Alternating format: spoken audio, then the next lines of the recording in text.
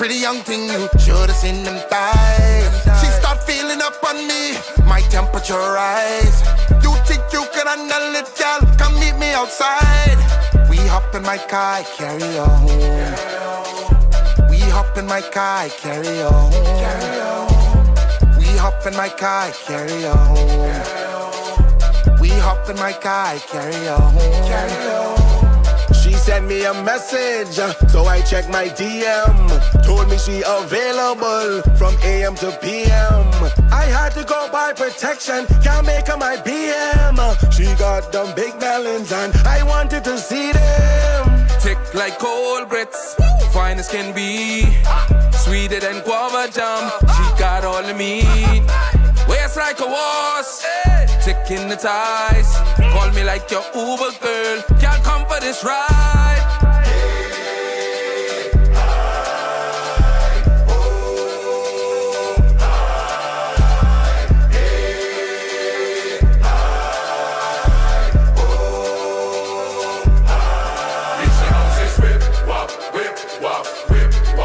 Reach the houses, whip, wop, whip, wop, whip, wop. Reach the houses, whip, wop, whip, wop, whip, wop. Reach the houses, whip, wop, whip, wop, whip, wop. Give her number one and drive it home. Now she don't wanna leave exec alone. She all in my jet, man, this girl she soaking wet. In my cockpit, eat it off the boat. She want a mountain wave wide, whoa. Her body craving me inside, yeah. I bend her over like so, ready, set, here we go. I pleasure you all night, girl.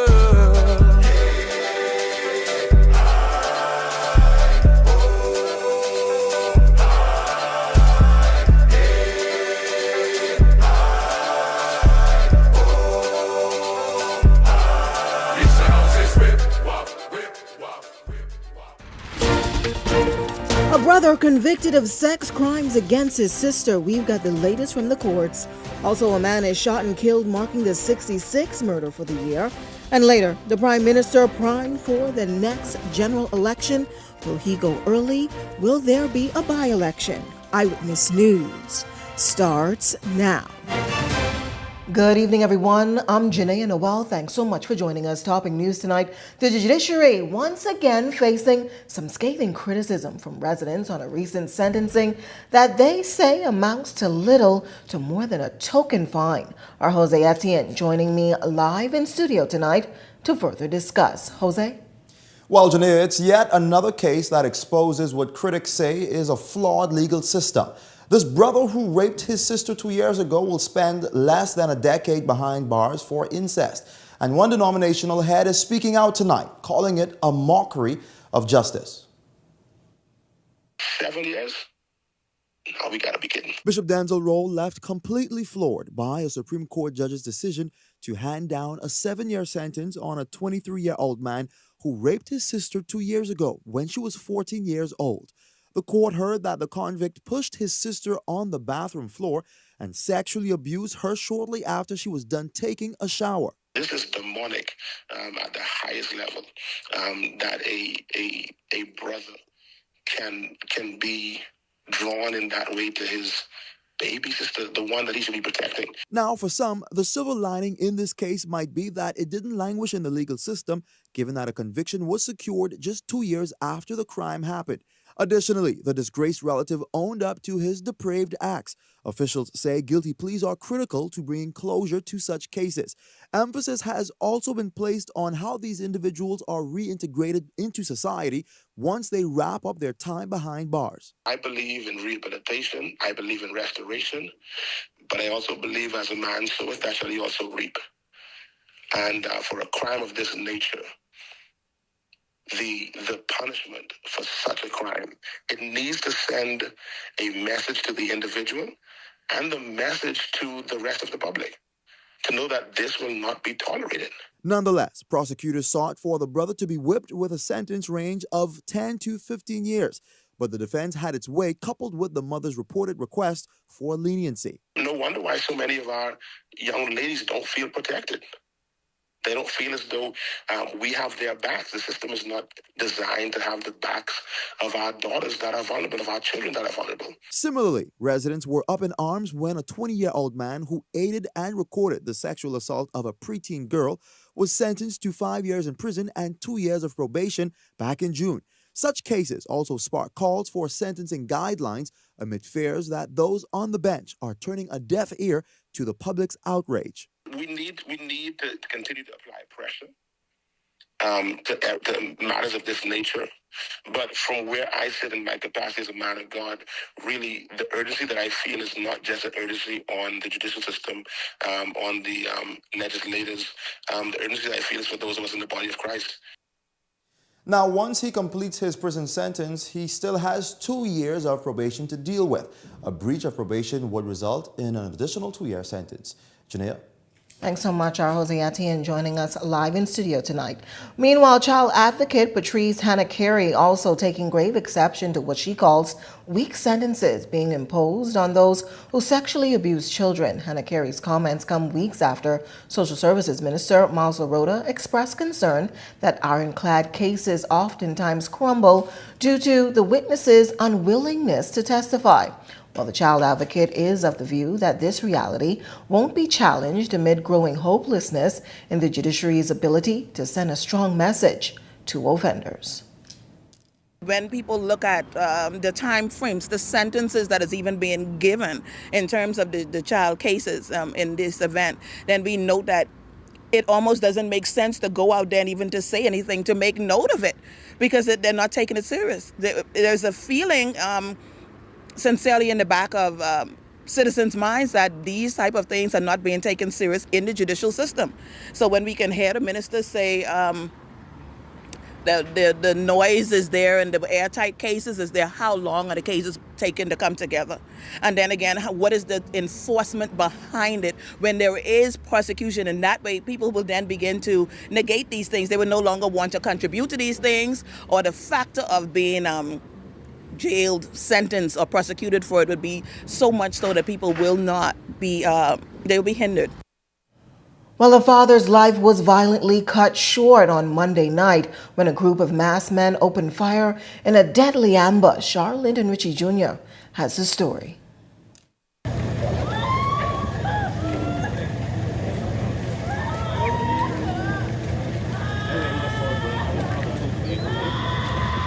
What residents describe as a quiet and peaceful Seabreeze community quickly descended into chaos Monday night as gunshots rang out, claiming the life of a man unofficially identified as 28-year-old Antonio Thompson, a father of one who reportedly worked at Atlantis Resort.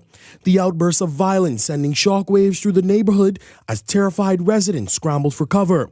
Eyewitness News returned to Conchka Road, where a number of residents who asked to remain anonymous recounted the terrifying moments the peaceful block turned into a crime scene. Pop, pop, pop, pop. So I laid down inside the kitchen on the floor. You know, like when those things clap, but then it started going off more so much. And I look out and then I just see someone running with a gun. Moments after the deadly ambush, CCTV footage circulated online, capturing the gunman waiting in the shadows along Seabreeze Lane before opening fire.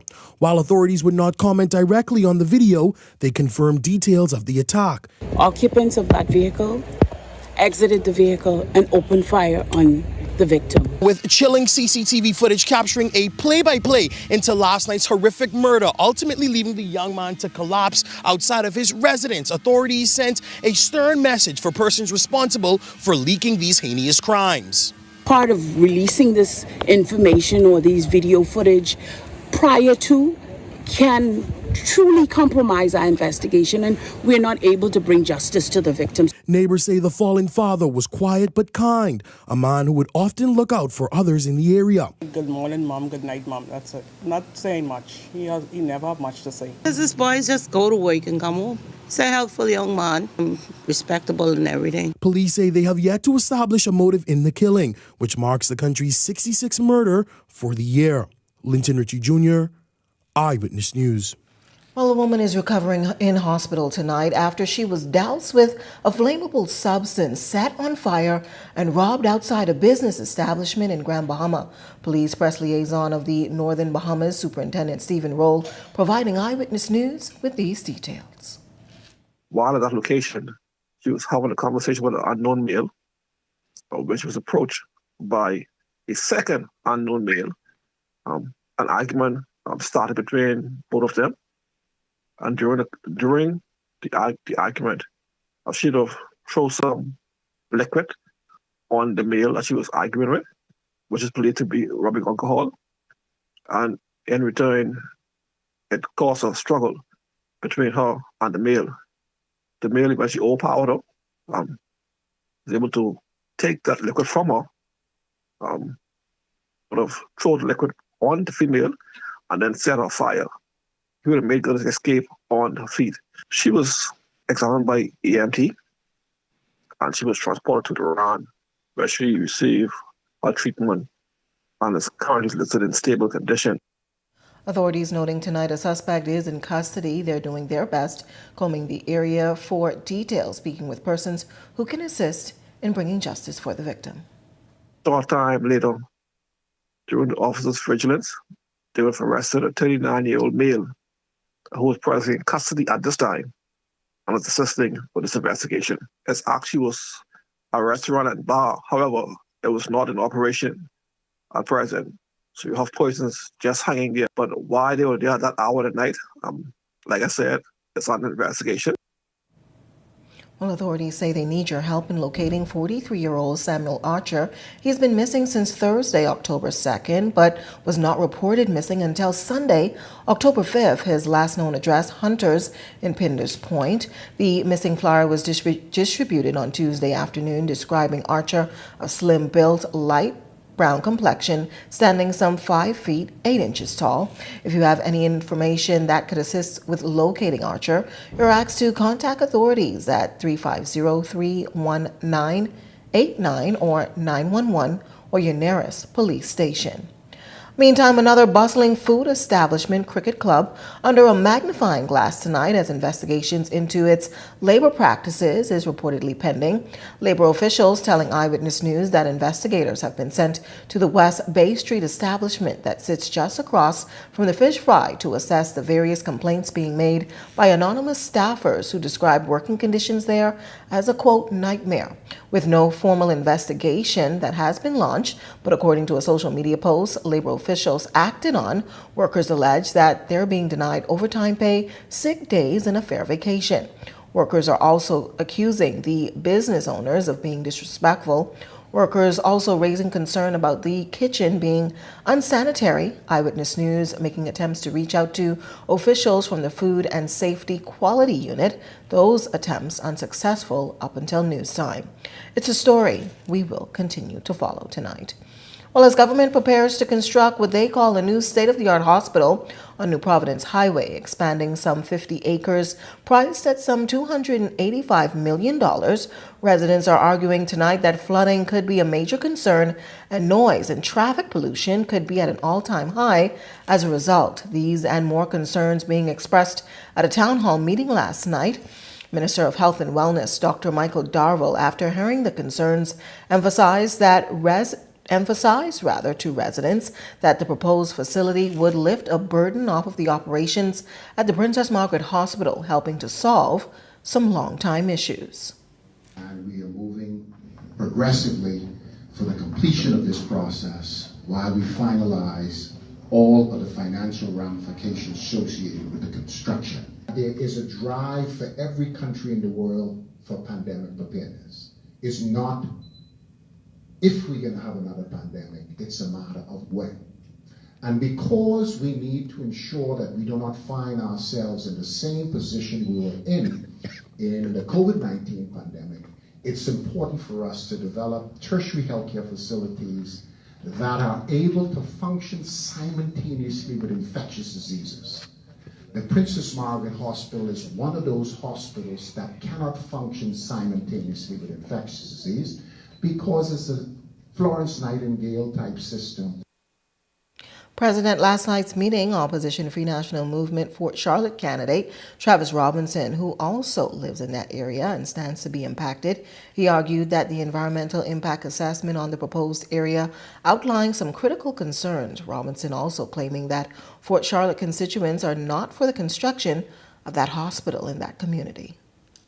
Outlined critical areas, and the flooding was the #1 critical area of concern, and we have experienced it. I think that this is a bad idea. We should go back to the drawing board on it. Everybody know there's a canal that runs through Fort Charlotte. The canal that brings the water right back to the same Wells Field where you put in this hospital. That Wells Field is a natural drainage area for the entire community. And you put it on top of the hill, between the hill, down the hill, it is a problem.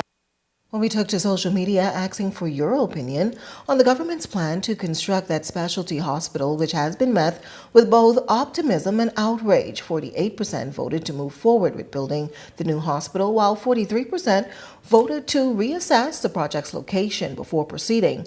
Only 8% voted to scrap the project entirely. Continue to stay tuned for all of our daily polls on our Facebook page.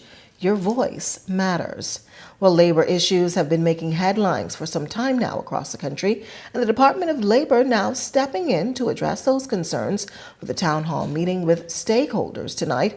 It's one of the initiatives the government is undertaking to solicit public opinion on matters involving the country's progress.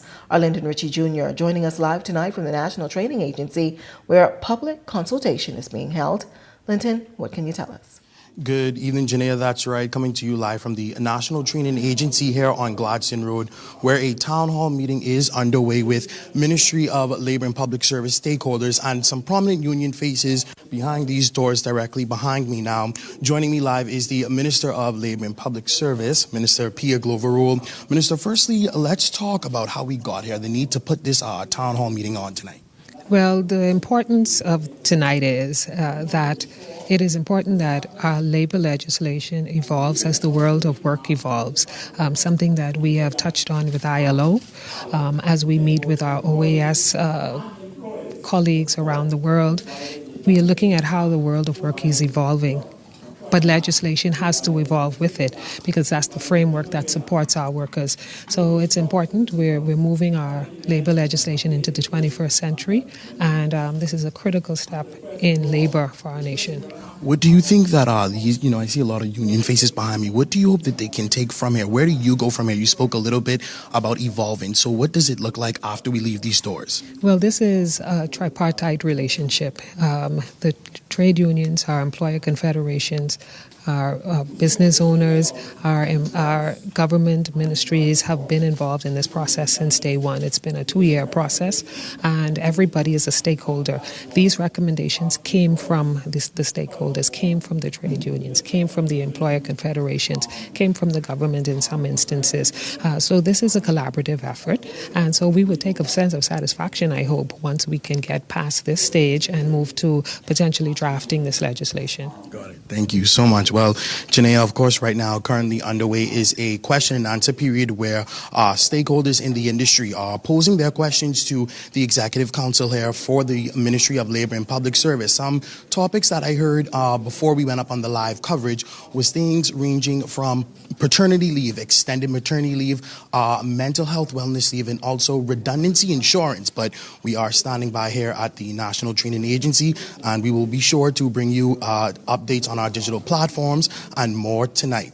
Reporting live from the National Training Agency, I'm Linton Ritchie Jr., sending it back to you at the desk, Janea. Thanks so much, Arlington Ritchie Jr., joining us live tonight. For more highlights on tonight's town hall meeting and those labor reforms, log on to our website, ewnews.com. Well, in an historic move, the United States Senate confirming former NFL star and political candidate Herschel Walker as the next U.S. ambassador to the Bahamas, filling a position that has been vacant for nearly 15 years. Our Devontae Hanna joining me live in studio tonight with the latest. Devontae?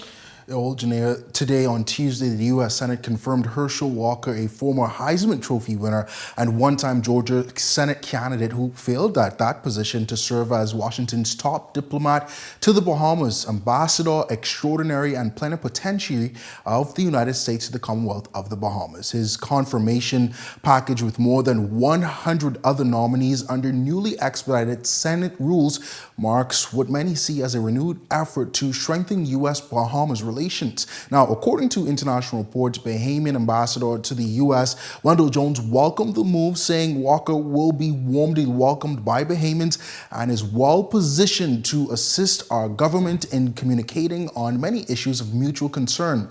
Now, Walker steps into the role at a politically charged time. The Bahamas has been without a formal U.S. ambassador since 2011, making it one of just 5 countries without a resident U.S. envoy for more than a decade. Now, this is what we understand to be the key reason behind the haste of appointing Walker. During his Senate confirmation hearing, Walker pointed to growing Chinese investments in the Bahamas, including a multi-billion-dollar deep water port, infrastructure projects, and a new hospital that we've been talking about all day. Now, he's warning that these developments could carry implications for U.S. national security and influence the region. Now, the former athlete's nomination drew national attention, with lawmakers expected to closely scrutinize his diplomatic readiness, and that's U.S. diplomats as well, following his failed 2022 Senate bid in Georgia. Now, Walker will replace Kimberly Furnish, who served as charge d'affaires at the U.S. Embassy in Nassau since June 2024. The last confirmed U.S. ambassador to the Bahamas was Nicole Avant under President Barack Obama in 2009. There has been no official announcement on when his start date will be, but it is a story we will continue to follow. Janelle? Thanks so much. Our Devontae Hanna also live in studio tonight. Well, Luby, Georgia's independent consultant, is pushing back tonight against some growing public criticism of migrants, insisting that there's no immigration crisis in the Bahamas and warning that Haitians should not be vilified for simply seeking a better life. As national debates continue surrounding an uptick in illegal migration to the Bahamas, with civil unrest continuing in Haiti following gang takeovers, independent consultant Louis George pushes back against critics who deem the social ill a, quote, immigration crisis. Speaking on the sidelines at the Progressive Liberal Party's South Central link-up, George tells Eyewitness News from his perspective and, quote, recent repatriation statistics, a false narrative is looming. Migrants are taking over and this thing and the next, but we don't understand that the majority of these persons are legal residents of the Bahamas. Recently, Abaco resident and Pastor Silbert Mills heavily criticized illegal migration on the island, asserting that from his view, Bahamians could eventually be outnumbered. Well, to that, George explains the benefits Haitian nationals bring to the table, describing them as economic migrants helping to modernize Abaco. They have jobs. They're contributing to the economy of Abaco. Abaco was decimated by Hurricane Dorian. It had to rebuild. But should the blame be placed on those seeking a better lifestyle and opportunities? You don't claim that you have a need to fill a particular position, then I don't think they'll be able to come and to work. Somebody is hiring them. As political organizations such as the Opposition Free National Movement and third-party Coalition of Independents call for stricter immigration laws, George says he stands with policies for law and order.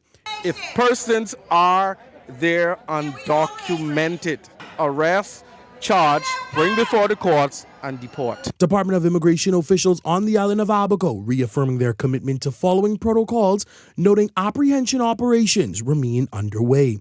Linton Ritchie Jr., Eyewitness News. While the government continues its aggressive push to demolish shanty towns across the country, questions are being raised about whether the Ministry of Social Services is providing shelter to undocumented migrants in the aftermath of these demolitions. The Minister of Social Services, Miles Arota, is pushing back, clarifying the ministry's role.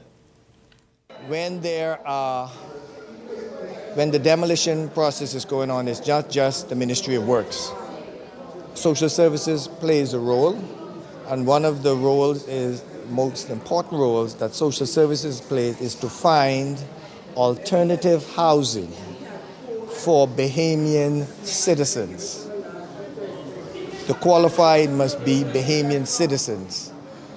But in the demolition of these shanty towns, what our numbers are showing is that the vast majority or the majority of those people there are Bahamians.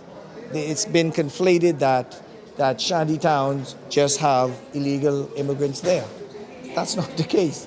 There are a lot of Bahamians who are residents, and the Department of Social Services is there if individuals do not have a place to stay. We could provide them with temporary shelter. Lorota reiterating tonight that decisions involving undocumented migrants being granted shelter fall under international human rights obligations. The only time that you would find a scenario where a non-Bahamian is provided assistance, temporary shelter, would be in the event of a natural disaster or some catastrophic event. And we're not talking 3 months. But there are certain things that the Bahamas, being a part of the world community that we have signed off on, that individuals would be able to get health care in emergency situations like that, and some shelter on a temporary basis. Well, the Garden Hills Community Park painted in gold as supporters gathered for the PLP's South Central Link-Up last night. Party leader and Prime Minister Philip Davis had one clear message. Our Laurencia Smith has the details. With mounting questions about whether the country is heading for a by-election or a general election following the passing of Golden Isles Member of Parliament Ron Miller, both the Free National Movement and the Coalition of Independents have called for voters to head to the polls. While Prime Minister and Progressive Liberal Party leader Philip Davis, flanked by his parliamentary colleagues, delivered a pointed message to supporters at the PLP South Central Link-Up. And that was simple. Be ready. Stay alert. Yes. Stay ready. Yes. And stay faithful. Because when the time comes, and it will come, you will hear from me. The night wasn't just about highlighting the party's achievements, a moment to honor the late MP, who's expected to be laid to rest sometime in the coming weeks. Now, this marks the third installment of the PLP's Link-Up series, following events in eastern and the central part of the island. This time, the focus was on Garden Hills, Pinewood, Nassau Village, and Montmoriah, all seats in which the PLP claimed in the last general election. Pinewood and Garden Hills, both represented by first-time MPs and cabinet ministers Miles Lorota and Mario Boleg. We have done so much, we can find other things. Ask those middle managers who got their back pay. Ask those civil servants who got their promotions, who got their increments. On the right path. There is no turning back. No turning back to incompetency. No turning back to neglect. And no turning back to empty promises. And even as the showers came down and went throughout the night, that did not deter PLP supporters. Many stood their ground, umbrellas in hand, telling Eyewitness News that a little rain would not shake their support for the party. I see the good work that the Prime Minister and his cabinet is doing, and I know that historically the philosophy of the PLP is one that usually is one for the Bahamian people. Because I like what they're doing around the country. Clear and Andres, North Andres, especially Red Bay, but 15 miles of road is paved, and about quality paving.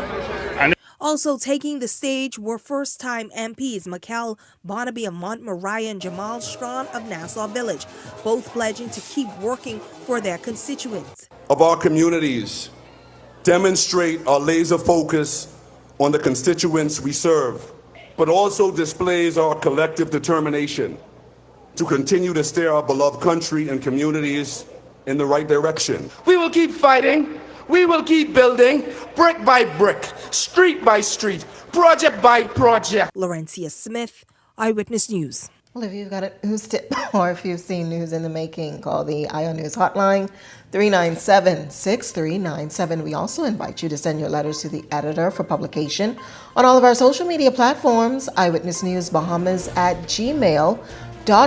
And if you're watching on our Facebook or YouTube page, share your thoughts about today's stories in the comments section. We want to hear from you. We're just getting started in Eyewitness News tonight, but when we come back, the long-anticipated reopening of the Accident and Emergency Department is much closer than you think. We've got that story coming up. Also tonight, a new route for the Berry Islands. It's expected to ramp up traffic. We've got the details right after this break. Hello, bonjour, hola, hello, ciao. No matter where your passport takes you, BTC roaming keeps you effortlessly connected. Enjoy seamless calls, lightning-fast data, and affordable roaming across the globe. No SIM swaps, no stress. Just one network, working everywhere. So go ahead, explore the world, and still be just a call away from home. Fill up box for all $30. The new KFC Fill-Up Box, serving 6 juicy pieces of chicken, 4 buttery biscuits, crispy fries to share, and 12 premium original recipe KFC nuggets, all packed into one crave-worthy box. So dig in and do whatever the crunch you want with the KFC Fill-Up Box. Only at KFC, it's finger-licking good. Are you searching for something new? Something exciting? Your dream job in paradise? Well, look no further. Royal Beach Club Paradise Island is hiring. Join a dynamic group of passionate hospitality professionals, craft unforgettable moments, and thrive in a vibrant, welcoming atmosphere. Play your part in shaping the future of our team while growing your own career every day. Bring your energy, your passion, and your creativity to a workplace that's as dynamic and fun as you are. At Royal Beach Club Paradise Island, the opportunities don't just exist, they're limitless. So are you ready to find your perfect fit? Visit Royal Beach Club at paradiseisland.com/career today and step into a world of exciting possibilities.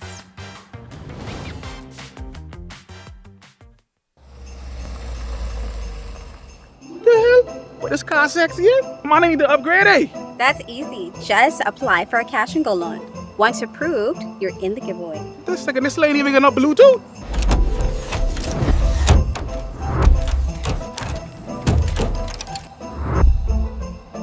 You want some presents? Yes. No. I guess like anybody getting presents this year. This Christmas, trade up. Get approved for a loan at Cash and Go and enter to win this brand new Kia.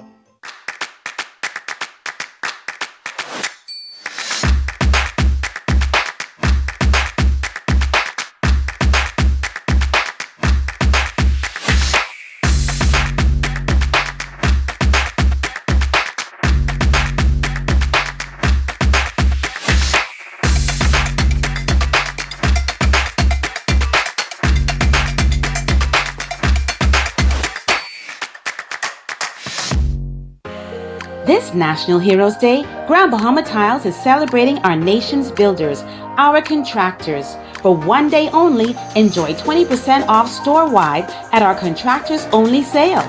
Select, save, and build with tiles, tools, and materials. Everything you need to get the job done now at unbeatable savings. Don't miss it this Thursday, October 9th, one day only. Grand Bahama Tiles, building with you, building for you. This National Heroes Day, elevate your home with timeless beauty from Grand Bahama Tiles. For 2 days only, Friday, October 10th and Saturday, October 11th, enjoy 20% off store-wide. Discover elegant porcelain, timeless ceramic, and durable natural stone, perfect for every area of your home.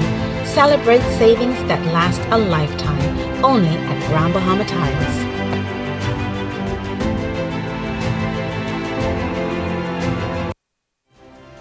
This segment of Eyewitness News is brought to you by EV Motors Fleet Sales Division. For 2026 commercial vehicles, call 821-2403 today. Welcome back. Here's a look at your Eyewitness News gas tracker, $5.48 at Bold, Esso, and Rufus tonight, $5.49 at Shell. Welcome back. You're watching Eyewitness News. Well, it's light at the end of the tunnel for the long-awaited reopening of the Accident and Emergency Department at the Princess Margaret Hospital. The managing director, Abinette Roll, explaining that there were some challenges that postponed the opening that government had slated for last month, approximately 6 years since renovations on that department began. We are working to get that done before the end of 2025. We just have one critical element that has to do with airflow and cooling, which we call the DX system, that we are just waiting on. That is the only thing that we're waiting on. I can say the contractors are making it ready now for movement. We are trying to get all of what we call the FF&Es, furnitures, fixtures and equipments in place and get that done. So one system we are waiting on, and then we are hopeful that we'll be able to deliver that to the Bahamian people. Also defending the reasoning for not deciding to open the new facility without that system, emphasizing that contractors want to ensure that all the specifics and proper building codes are with 100% execution. That's responsible for airflow, okay? When the new critical care was done, it was thought that once this was added, because of its proximity, it would be able to push the air out. We realized it wouldn't. So it doesn't make sense going into a new space to close a new space because persons cannot maneuver because it's too hot. And when we're talking about the importation of things, that sometimes becomes a challenge. Now, where I sit today, and based on my follow-up with the contractor, I am confident that once the system arrives, we will have no further barrier for completion.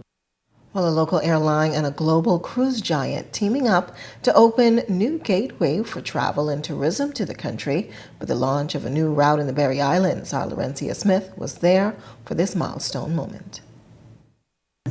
We do look forward to being of service to you again on another Bahamas Air flight. To enjoy the remainder of your day here in Great Harbor Key. Shortly after 1 o'clock this afternoon, Bahamas Air Flight 831 touched down at Great Harbor Key, marking the start of a new era for tourism and economic growth in the Berry Islands. The new Nassau to Great Harbor Key route is the result of a partnership between Bahamas Air and Royal Caribbean International. President of Royal Caribbean Royal Beach Club, Philip Simon, says the project has been years in the making. Absolutely thrilled, just as you are, to be here. We have committed to this partnership at least 60 seats on a weekly basis.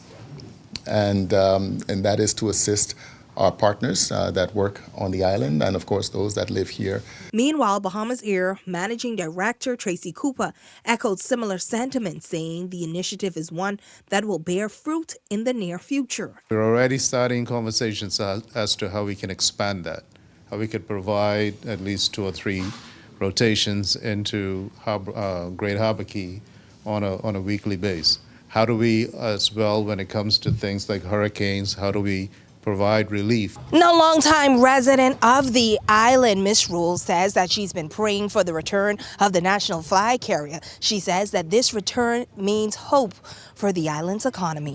What it means now for this island is mean growth. Growth, prosperity, wealth, health, good luck. The ceremony was held inside the terminal at the airport, where members of the community joined officials to celebrate the new service. Director of Aviation and Deputy Director General of Tourism, Dr. Kenneth Roma, described the route as a game changer for the country's domestic travel sector. And so by providing scheduled flights that align with Royal Caribbean's cruise itineraries, we are actually expanding our domestic route network and reinforcing the Bahamas' unique positioning as both a premium cruise and air travel hub in the Caribbean. Laurencia Smith, Eyewitness News. Thanks, Laurencia. Meantime, earlier this summer, Silver Airways suspended service to several family islands, leaving a gap in domestic travel. Director of Aviation and Deputy Director General of Tourism, Dr. Kenneth Roma, says plans are already underway to fill that void. It's really going to be North Eleuthera. There are several islands right now in our domestic travel pipeline. You will see there's going to be increased or revised schedule again for Exuma.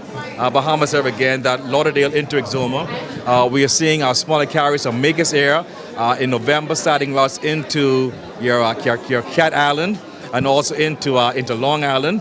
We have a new route launching in North Eleuthera and also Governor's Harbor. So across the length and the breadth of our family islands, you'll find that November and December will bring significant amount of new and also return routes, including Abaco.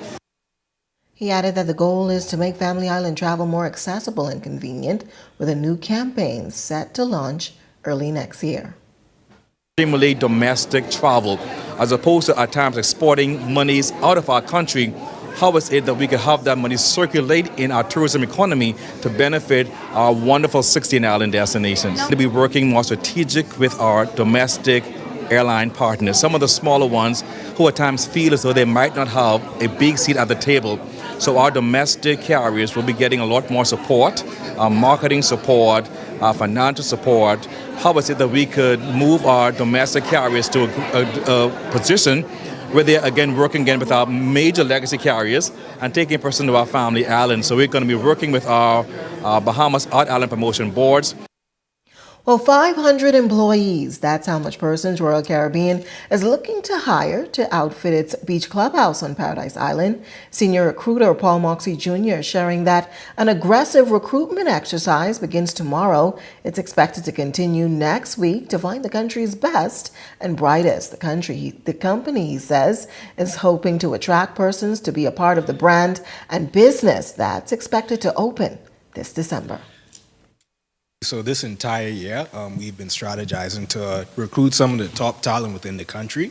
So we filled all of our director roles, management, and we're wrapping up our supervisory roles now, more specifically the island operations supervisor and lifeguard training admin supervisor. So, just to contribute to that, we have a few events coming up.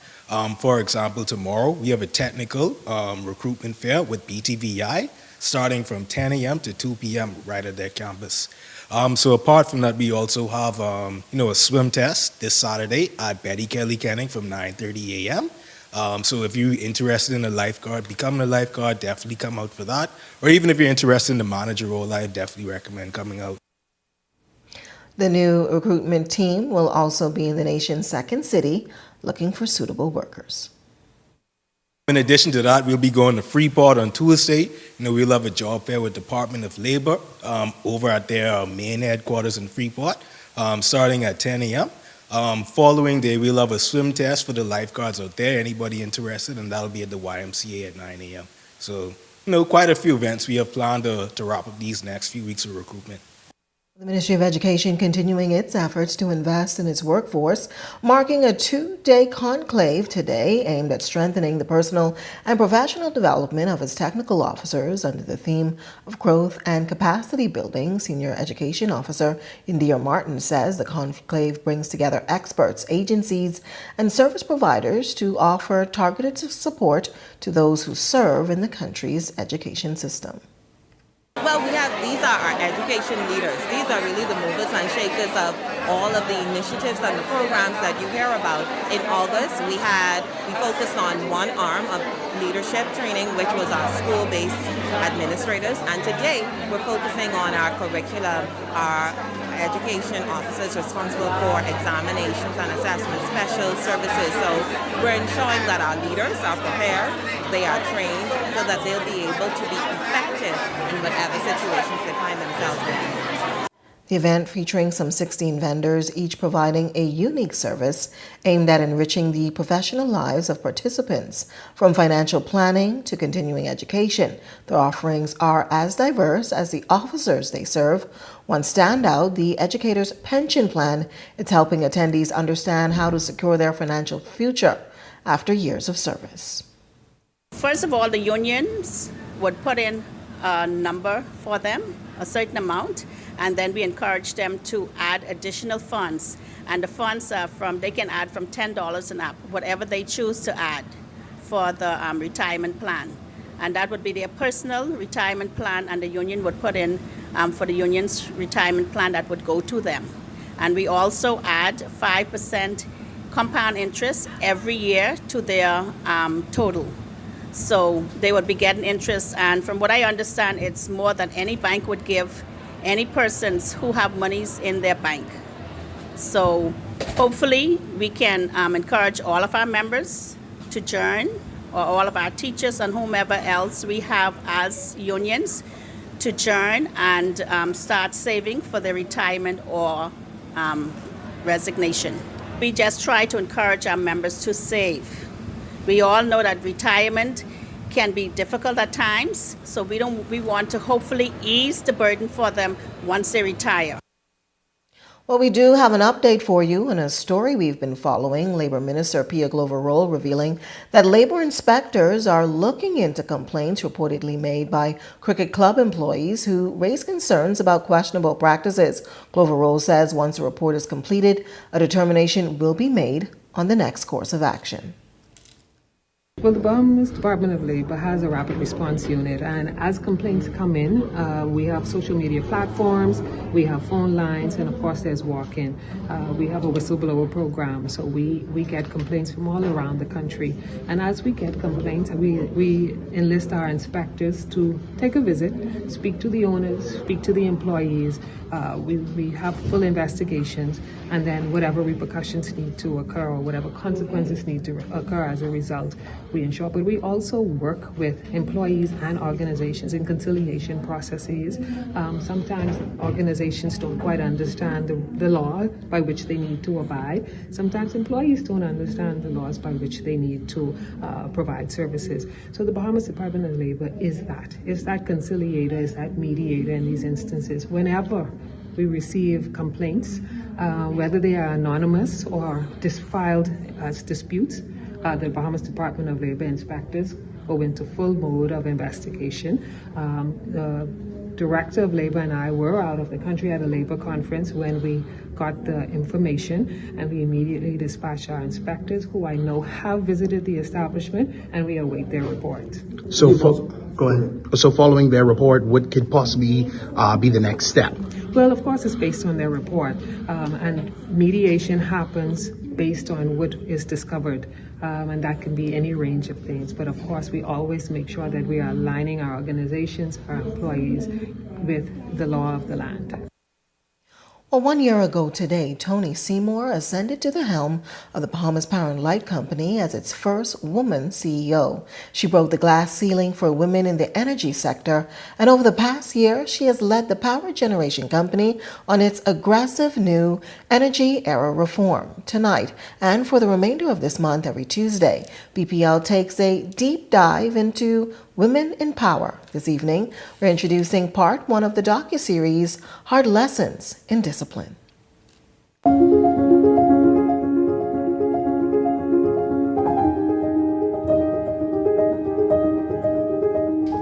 We are stepping into a new month, and October marks a very special milestone. The 1-year anniversary of our Chief Executive Officer at Bahamas Power and Light, Toni Seymour. I'm Amy Moss, and it's my pleasure to begin a new journey with you as we launch our series, Women in Power. This month, we shine a light on the woman at the helm of BPL. We'll be taking you on a winding journey back to her birthplace, Long Island.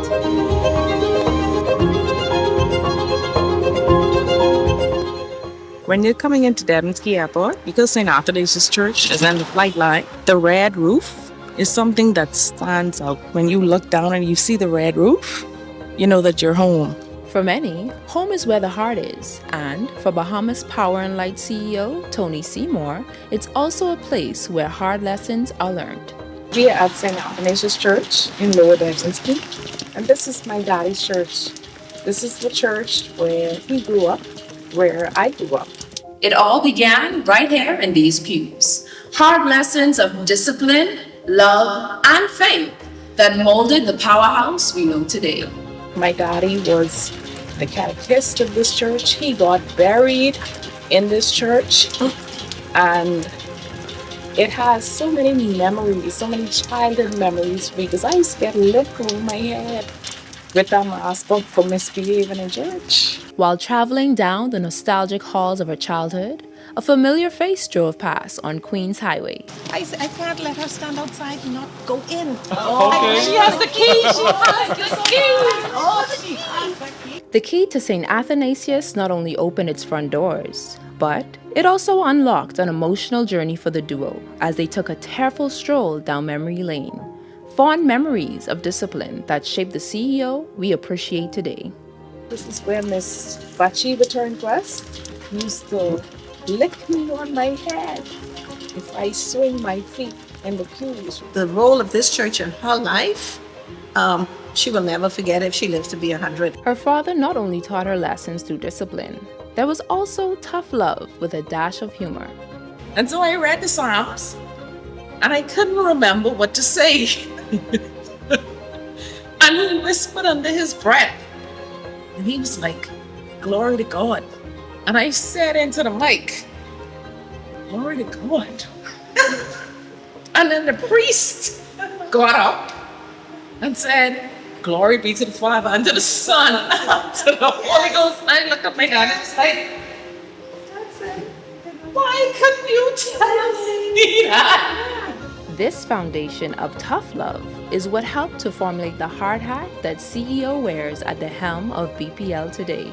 She's a blessing to the country, but of course to us from Long Island.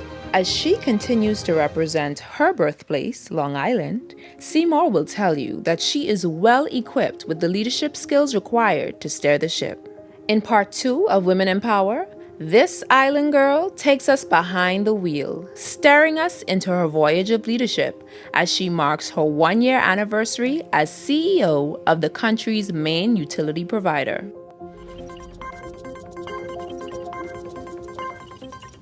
Well, still to come tonight on Eyewitness News, a local airline and hospitality partner to create new health benefits for its employees. We've got that story, but first, a check on tonight's weather forecast.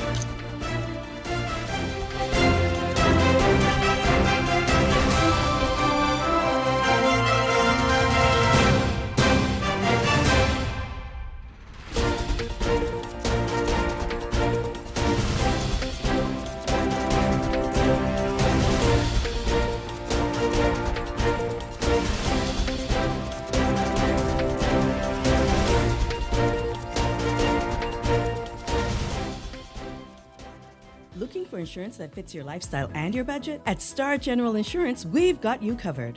Whether it's motor insurance with flexible options for third-party liability and comprehensive coverage, or commercial insurance products that protect your business, we have choices you can afford. Own a home or renting?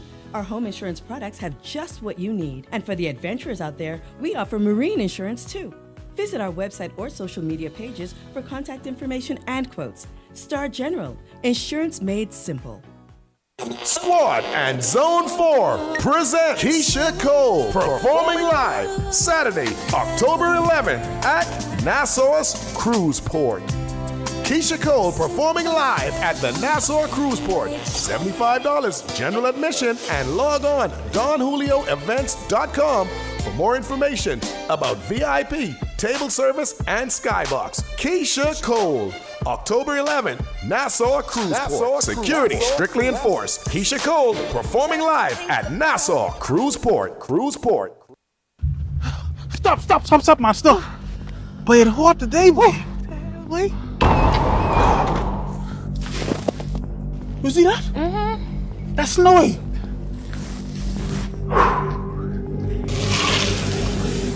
I can cool off, man. Where you going? Get back here. Don't go in there. I can inside there. I can cook whatever you want tonight. Where you going? You gonna do what? I can cook whatever tonight. I forget you can't cook.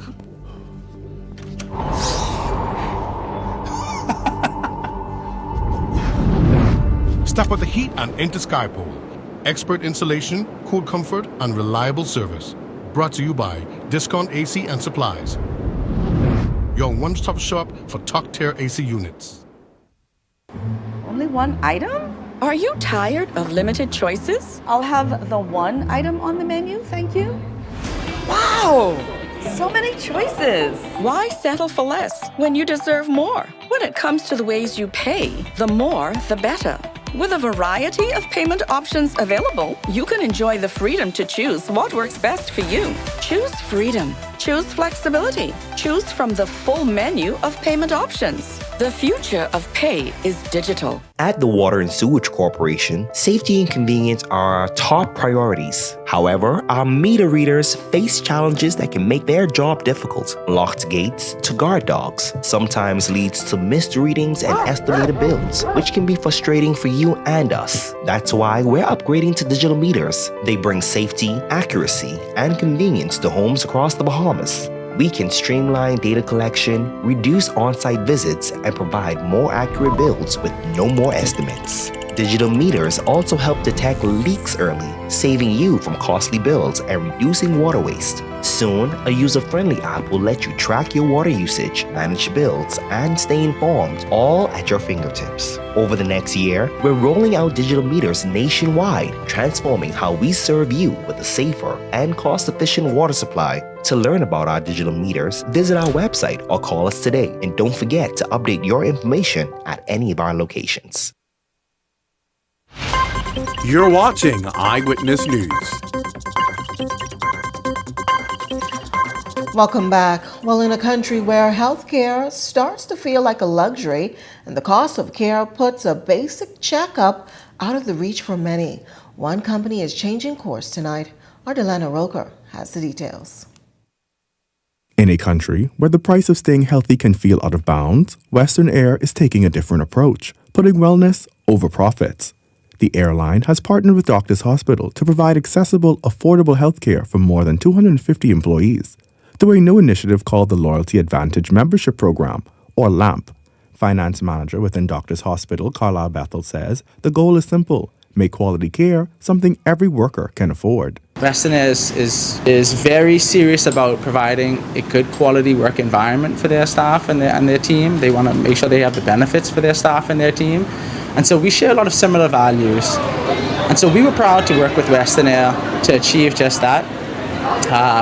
The staff have access to unlimited primary care. They get MRIs, CT scans. Some of these things, if you were to pay for them individually, can cost you north of $1,000.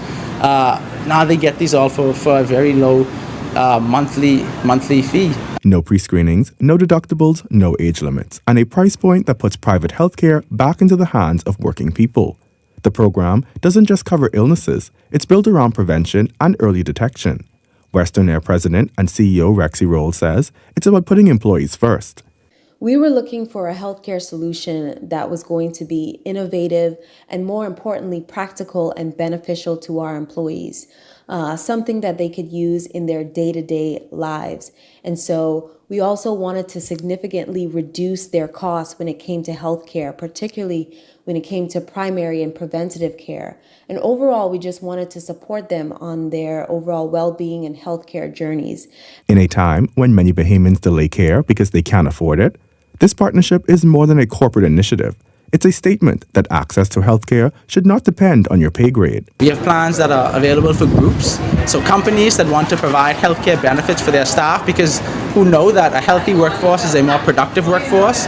You can come to us and we will craft a plan that fits your specific needs. We are the providers. We have the flexibility, and therefore we can work directly with not just individuals, but families, organizations, churches, businesses of all sizes, to create a plan that works directly for them. It fits their budget, fits their needs. Doctors Hospital is the partner for you. Bethel adding that for Doctors Hospital, the focus isn't competition, it's community impact. Competition, our competitors, is diabetes, it's hypertension, it's heart failure. Those are the things that we compete against. And we see NHI, we see any other form of healthcare service providing and access to healthcare as friends. While the national healthcare system continues to struggle with high costs and long wait times, partnerships like this offer a glimpse of what's possible when companies decide that health isn't a perk, but a right. Delano Roker, Eyewitness News. Thanks, Delano. Still to come in Eyewitness News tonight, Laurentia Smith has your latest check on sports. Good evening, Laurentia. Good evening, Janae. An international tennis legend hosting a clinic here at home. I'll tell you more about it straight ahead in sports. Ever feel like you're missing your own life because you're constantly running off to the bathroom? Do bladder leaks or pelvic discomfort have you up at night and affect your confidence in everyday life? Those days are over. At Frequency Vitality Center, we offer a solution. Completely painless, fully clothed with no downtime. Perfect for men and women of any age, we help strengthen the pelvic floor muscles while you sit comfortably, improving bladder control, decreasing night waking, and much more. Strengthen your foundation and restore your confidence.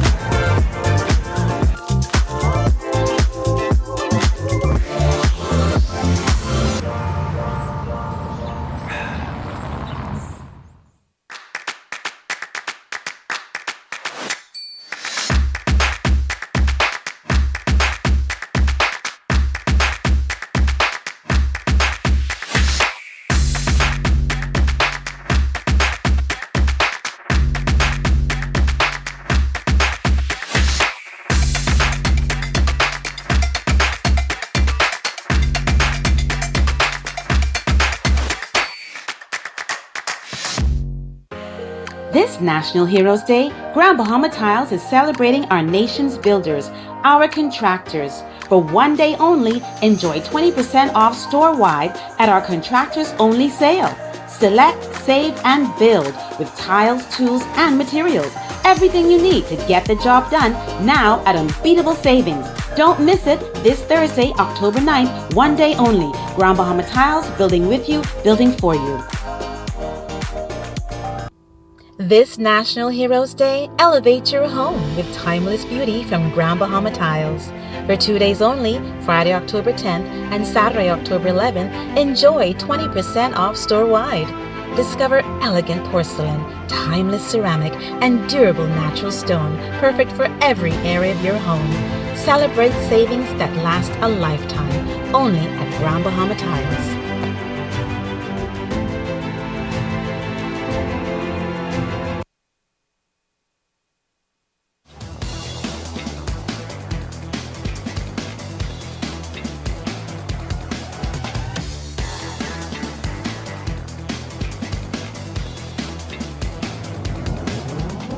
Eyewitness Sports is brought to you by 103.5 The Beat.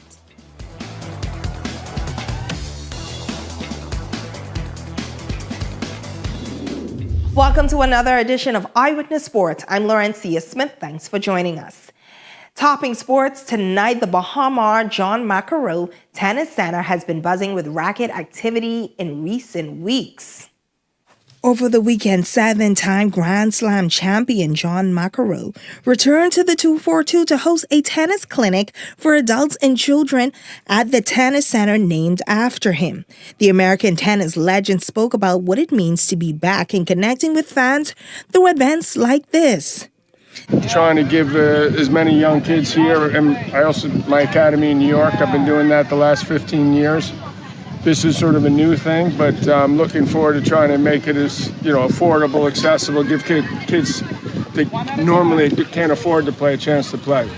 Davia Bullard, a tennis player for over a decade, says she's been a fan of the legend since she was 5, calling a true privilege to take part in the clinic. Seeing him and his play, he's one to ensure that he's very enthusiastic on the court. So every time I saw him play, I tried to emulate that a bit. So when I heard that he was coming here, I know I had to be here. Meanwhile, onto the basketball court. The University of the Bahamas Mingos kicked off their showcase season in style against the Custom Taxmen. Cavaro Russell setting the pace early with a fast break layup, putting UB up 11-2, followed by Shamiko Albury with a floater to extend the lead 19-4. Russell added a Euro-style step back in the second quarter to make it 33-11, and the Mingos carried that momentum into the half, leading 39-20. In the third, Terrence Higgs found Albury for a corner 3, helping UB surge to 59-26.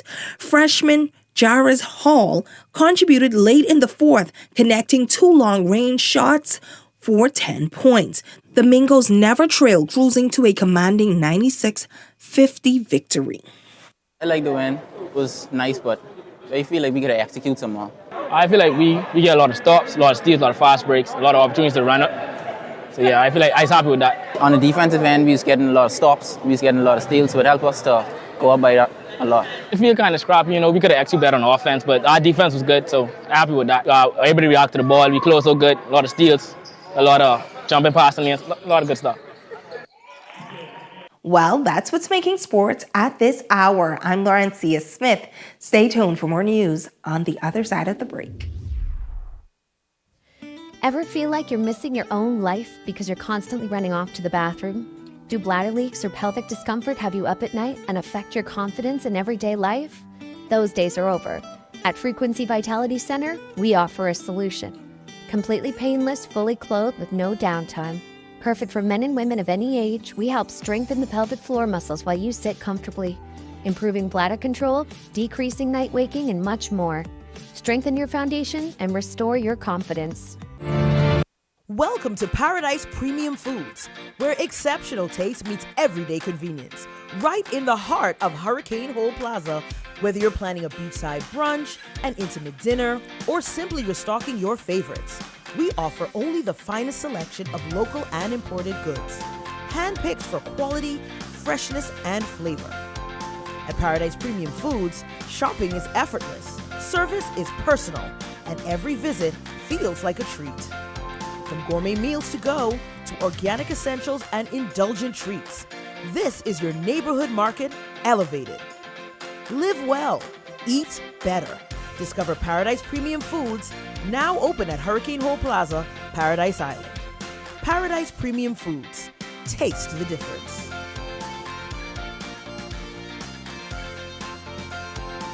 Crack the code and win $1 million. Crack the code and win $1 million. 7 numbers, $1 million. Every 3 days, a number is revealed. Act fast, your million is waiting. Crack that code, win $1 million clear. Crack the code before the last lock clicks shut. Get ready to join the winner's circle only at islandluck.com. Crack the code and win $1 million.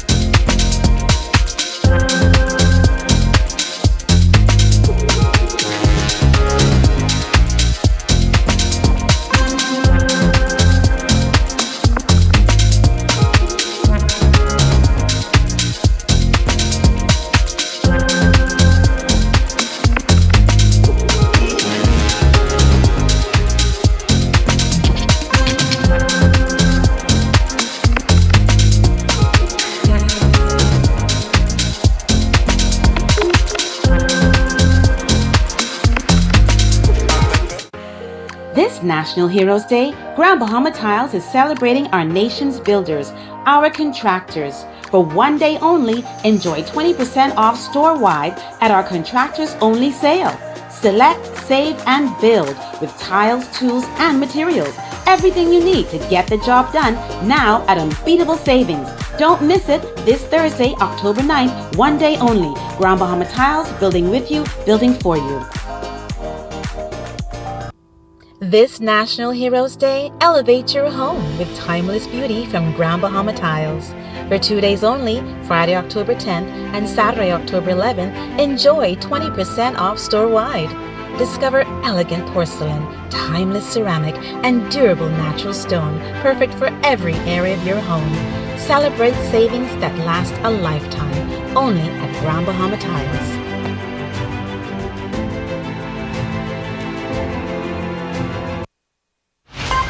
You're watching Eyewitness News.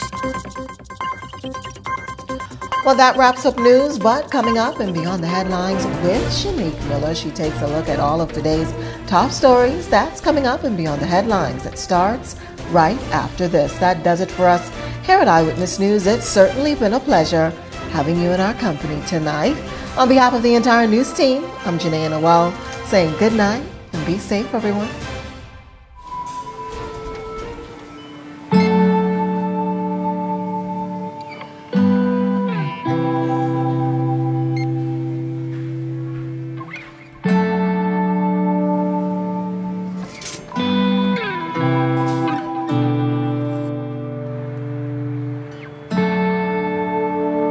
We all know there are ways we can help.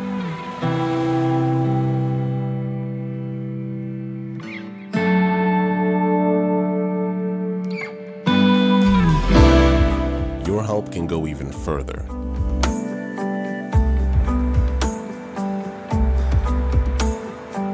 Be an everyday superhero.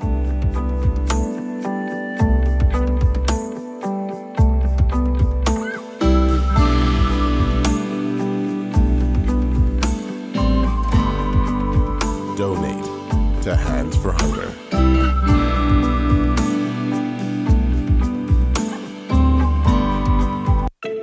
Tired of driving around from place to place just to get your car insured and licensed? Frustrated with the process of being back and forth from your insurance company to road traffic? Well, BMG Insurance Agents and Brokers just made insuring and licensing your motor vehicle as easy as 1, 2, 3. Step 1. Visit us at the Road Traffic Department, Section 1, Thomas A. Robinson Sports Stadium. At our office, you can purchase or renew your insurance or get your vehicle inspected. We at BMG Insurance Agents and Brokers represent major carriers. Step 2. See the professionals at Road Traffic to get your vehicle licensed. Step 3. Enjoy your day. Insure with BMG Insurance Agents and Brokers today, saving you time and money. Your one-stop shop for all of your insurance needs. Great rates, convenient, excellent service. For more information, call us at 322-2221. Edenwell has expanded their testing menu. We now offer blood work, drug screening, and so much more. Our hours of operation are Monday to Friday, 7 a.m. to 5 p.m., and Saturday, 8 a.m. to 1 p.m., located on 11 Madera Street. We are here for all of your laboratory needs, with fast and reliable lab work done by our friendly and knowledgeable staff. Let us help you take the needed steps to stay in the know about your health. Let's keep working towards a healthier you. Stay Eden well. So you want a space, but not just any space. You need something with a little more potential. So how about 1,000 square feet of room to play with? Superb audio and video production capability, digital LED wall, full lighting grid, and about 124 seats to accommodate a full studio audience with so many other features. Make us your home for your next concert, conference, and so much more. Honestly, the possibilities are endless. Here at ILTV Studios, we'd love to bring your next event to life. So what do you say? Do you want our space?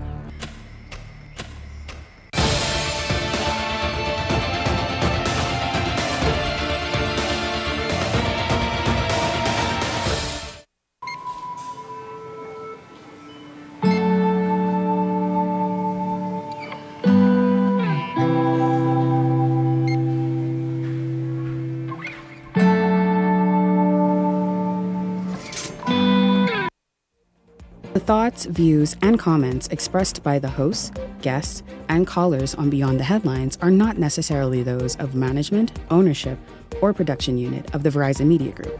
Beyond the Headlines is a production of ILTV Studios and cannot be reproduced or represented in part or entirety without express written permission of the Verizon Media Group. Beyond the Headlines is the intellectual property of the Verizon Media Group. Copyright 2021.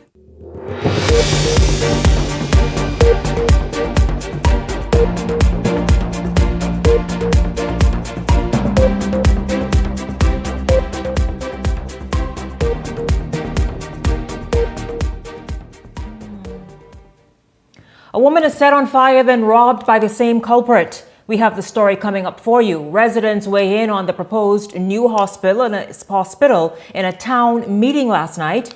And soon, no liquor will be sold out of cages, windows, or takeouts. I'll tell you more coming up. And a light political moment today when Andrew Blue Johnson issues a fitness challenge to others who too are seeking to be elected. It's all straight ahead this evening. This is Beyond the Headlines. Good evening. I'm Shanique Miller. It's great to have you along this evening. A Grand Bahama woman is recovering in hospital tonight after she was doused with a flammable substance, set on fire, and robbed outside a business on the island. Royal Bahamas Police Force Press Liaison Officer for the Northern Bahamas, Superintendent Stephen Roll, spoke with Eyewitness News about the incident.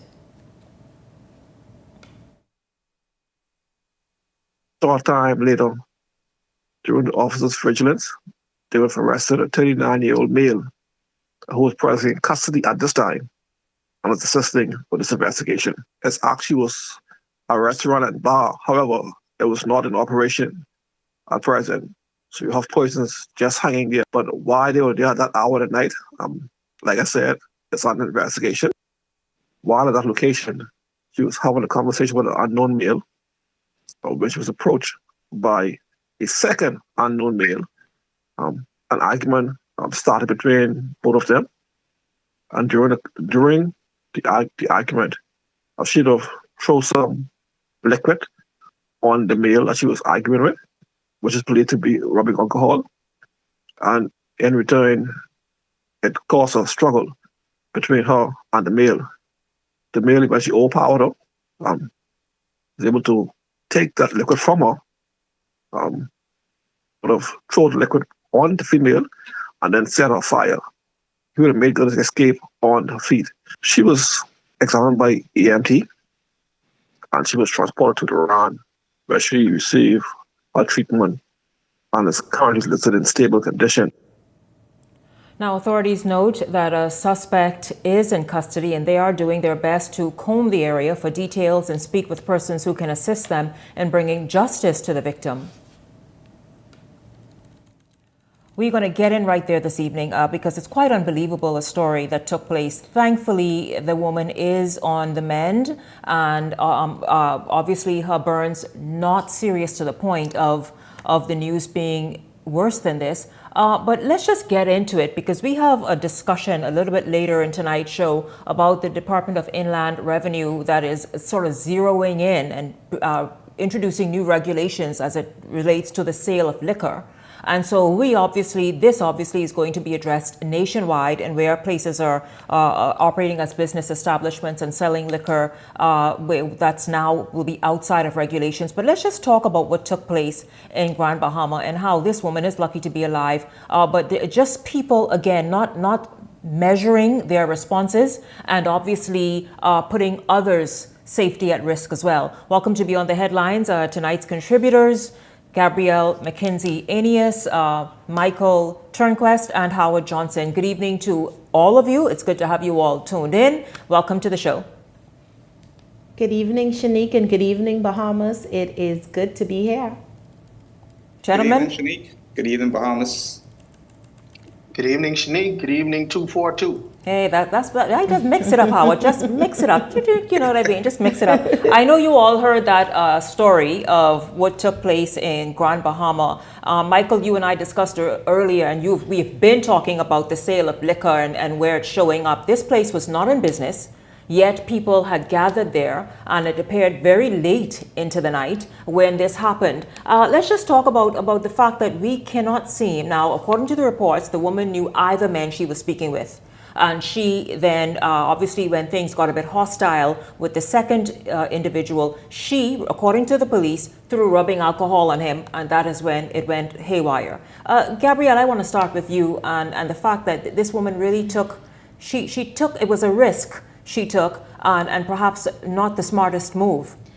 Shanique, I'm sitting here perplexed as I listen to this story, because why were they gathered outside of an operation that was not supposed to be open late in the evening, hanging out, drinking? And then what also made me further perplexed was, where did she get rubbing alcohol from? So late into the night. To dash or was it liquor? Was it drinking alcohol? Or was No, rubbing alcohol. It was rubbing alcohol. The police said that, yes. To douse on someone. And that's the thing. I literally was talking to someone today saying for every action, there is a reaction. And sometimes the reaction isn't what you expect. Everyone's temper isn't in check. Everyone isn't going to take the high road. Some people are going to react out of emotion. And obviously for that gentleman, it was putting a torch to her, which is very unfortunate. She is lucky to be alive, and it's unfortunate on both parts. Howard and Michael, more and more we are seeing women who are just very aggressive, and not that women should not be in a position to defend themselves, but this certainly could have been a whole lot worse for this lady. Yes, it's unfortunate that, it goes back to where we can't settle disputes through a conversation or, just being adults and trying to talk things through. And, things like this happen in, arguments or, disagreements, and I'm always, and I've seen, year by year, I see females becoming more aggressive. They seem to be sometimes the aggressor in a lot of situations, and I run an establishment, a few establishments, where I've seen this over and over, where I'm having more issues with that being, I guess, the females that are now attending, where it be socials or wherever there is, it's more incidents are happening, and you ask police, and I think on record they would show now we're having more incidents with females either trying to fight males or females. I think anything where, liquor is involved, it seems as though now females are not being able to handle, hold the liquor and carry themselves in a way that we once knew some decades ago. And, it's unfortunate, but, I guess it's, in the times they say, times are changing. This is the times that we live in. But, it's an unfortunate situation for both of them. Yeah. Shanique, I think that this is the case. I wouldn't look at the sex or the gender of whoever. I think this is just across the board, the continuous devaluing of human life in the Commonwealth of the Bahamas. I mean, when we look at a nation that is only less than maybe 400 or 500,000 people versus some of the bigger countries where we hear about, heinous and vicious crimes taking place against persons. Yes. When we look at these things happening in Grand Bahama, when I first heard about this, I thought it was in Nassau, and it's in Grand Bahama. Things like this has happened in my beloved Eleuthera, shootings and murders, and it's just the devaluing of human life. And it proliferates as the years go by, and it's getting worse and worse. People try to play politics into it or whatever, but it's our Bahamas for all of us, no matter what your political affiliation is. And these things happening represents the devaluing of human life. And I believe that social media and the way that social media is now injected into us devaluing each other is causing these things to happen more and more. And it's very sad and it's very unfortunate. And we just have to figure out ways, like Michael said, to resolve our conflicts amicably, not get into conflicts in the first place, and just learn strategies and how to avoid them. Howard, exactly. Howard and Michael, knowing that walking away doesn't make you look, it shoots. It certainly keeps you away from any issue, as this woman is now sort of having to deal with. Yeah. So again, but it is good news, though. She is on the mend, according to the police. But it just unable to resolve conflicts, unable to respond as perhaps we as adults should be able to respond. Meanwhile, the government is preparing to build a new state-of-the-art hospital here in New Providence on New Providence Highway, expanding some 50 acres. It is priced at $285.25 million. Now, residents are arguing that flooding could be a major concern and noise and traffic pollution could be at an all-time high as a result. These and more concerns were expressed last night at a town hall meeting hosted regarding the project. Minister of Health and Wellness, Dr. Michael Darville, after hearing the concerns, emphasized to residents that the proposed facility would lift a burden off of operations at the Princess Margaret Hospital and helping to solve long-lasting and standing issues. And we are moving progressively for the completion of this process while we finalize all of the financial ramifications associated with the construction. There is a drive for every country in the world for pandemic preparedness. It's not if we're going to have another pandemic, it's a matter of when. And because we need to ensure that we do not find ourselves in the same position we were in the COVID-19 pandemic, it's important for us to develop tertiary healthcare facilities that are able to function simultaneously with infectious diseases. The Princess Margaret Hospital is one of those hospitals that cannot function simultaneously with infectious disease because it's a Florence Nightingale type system. Outlined critical areas, and the flooding was the #1 critical area of concern, and we have experienced it. I think that this is a bad idea. We should go back to the drawing board on it. Everybody know there's a canal that runs through Fort Charlotte. The canal that brings the water right back to the same Wells Field where you put in this hospital. That Wells Field is a natural drainage area for the entire community. And you put it on top of the hill, between the hill, down the hill, it is a problem. And so there you have it, of course, that second voice you heard, and the person you saw was Fort Charlotte candidate, Travis Robinson, who basically stated that, listen, Fort Charlotte is not in support of the new hospital being built. Now, you all, a major concern, I guess, there's a number of things. The people said noise pollution and just overcrowding and traffic, but flooding. Last week on this show, the Minister of Works, Clay Sweeting, talked about new legislation and new ways of construction and new development that almost mandates that there is room for flooding and drainage, to alleviate and mitigate flooding on any new construction and new development moving forward, especially after years and years and years of flooding in certain areas across New Providence. And so I imagine that hospital will obviously have to have something built in as well, or underneath, to be able to accommodate flooding and have the water just disperse as it normally does. Your thoughts, though, about the fact that this town meeting happened, not the first one, by the way, not the first one, but this town meeting took place last night, and residents are insisting that, listen, this is not what they want, of course, led by Travis Robinson there. Gabrielle, this is one that has been ongoing now for almost I think a year. And when this idea first arose, right, there's a few things. The flooding is one thing, and putting in new legislation, we look at all around the roads in Nassau. We have all of the proper drains in place. But when there's no maintenance in terms of making sure those drains are properly blown every so often to make sure water, when it does rain, water is flowing, it's going in the right direction. There's no sense in putting legislation in place, because all around the Bahamas, all around in New Providence, we have drainage everywhere, but it's never maintained. This is one thing we know that governments after governments, they never take care of whatever they so-called put in the ground. Infrastructure is there, but there's no maintenance of the infrastructure. As it relates to the hospital, they can put in all the drainage in the world. You can see all of it by Paul Track, the drainage, the Ministry of Works the other day was working on, that they had to unclog in order to allow all that water to come out to go into the seabed after we had the tropical depression that went through. It was all due to, they could have alleviated a lot of this, pre the depression if they had went ahead and did the proper maintenance through the year in ensuring that these drains are unclogged. Mm-hmm. But you also have to look at the environmental impact study of this particular project, which I understood, and I'm only just speaking based on what I've heard, was that when the environmental impact study was initially done on this particular site to house this new hospital, it did not pass the environmental impact study. This is why this has taken so long to kick off from when construction should have started almost a year ago.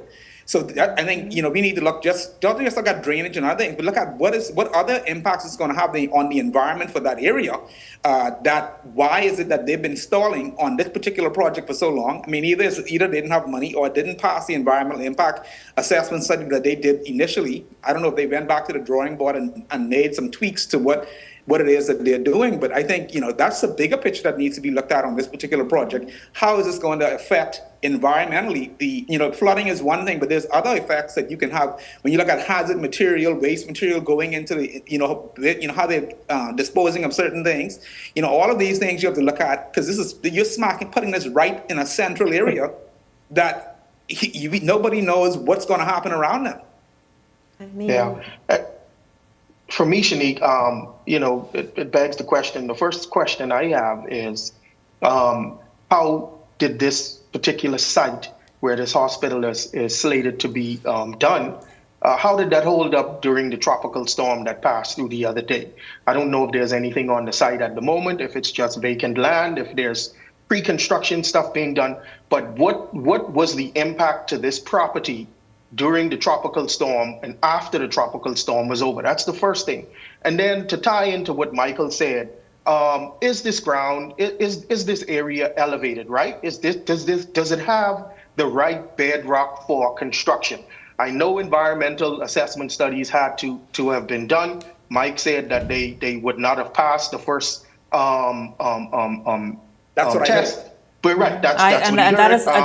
is what my thing Michael is- heard. I didn't hear it, so I just want to put that out there But how are to they say going to that mitigate? it's not How are they confirmed. going to mitigate all of these risks associated with whatever that environmental impact study produced as its outcome, right? And then finally, Shanique, number 3 for me is this: this hospital that's going to be built. Are we separating emergency services and putting emergency services here, as well as keeping some at the old hospital? So now what we're doing is we're splitting congestion, we're splitting traffic problems, we're splitting where people have to go and traverse. There's still growth and population growth and development that's out there in that area that's going on, that's going to be where the hospital is going to be. So now we have 2 sites, 2 areas where it's going to be congested. There's going to be problems. I mean, we need to consider just building a new hospital based on what Dr. Darville said. Let's build a new hospital at Where a we site getting the that money is from fitting. that from, though? Well, it's According necessary. to The thing, him. wait, Gabrielle, it's one host. Always keep that in mind. One, we're going to take a break because we're not done with this topic. We're going to take a break, and I'll tell you what many of you had to say, and then Gabrielle will weigh in. But one thing for sure, we all know this.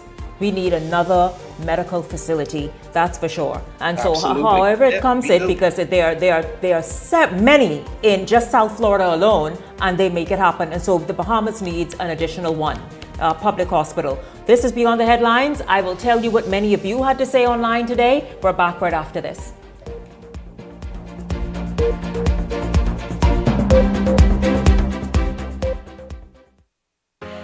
This National Heroes Day, Grand Bahama Tiles is celebrating our nation's builders, our contractors. For one day only, enjoy 20% off store-wide at our contractors only sale. Select, save, and build with tiles, tools, and materials. Everything you need to get the job done now at unbeatable savings. Don't miss it this Thursday, October 9th, one day only. Grand Bahama Tiles, building with you, building for you. This National Heroes Day, elevate your home with timeless beauty from Grand Bahama Tiles. For 2 days only, Friday, October 10th and Saturday, October 11th, enjoy 20% off store-wide. Discover elegant porcelain, timeless ceramic, and durable natural stone, perfect for every area of your home. Celebrate savings that last a lifetime, only at Grand Bahama Tiles.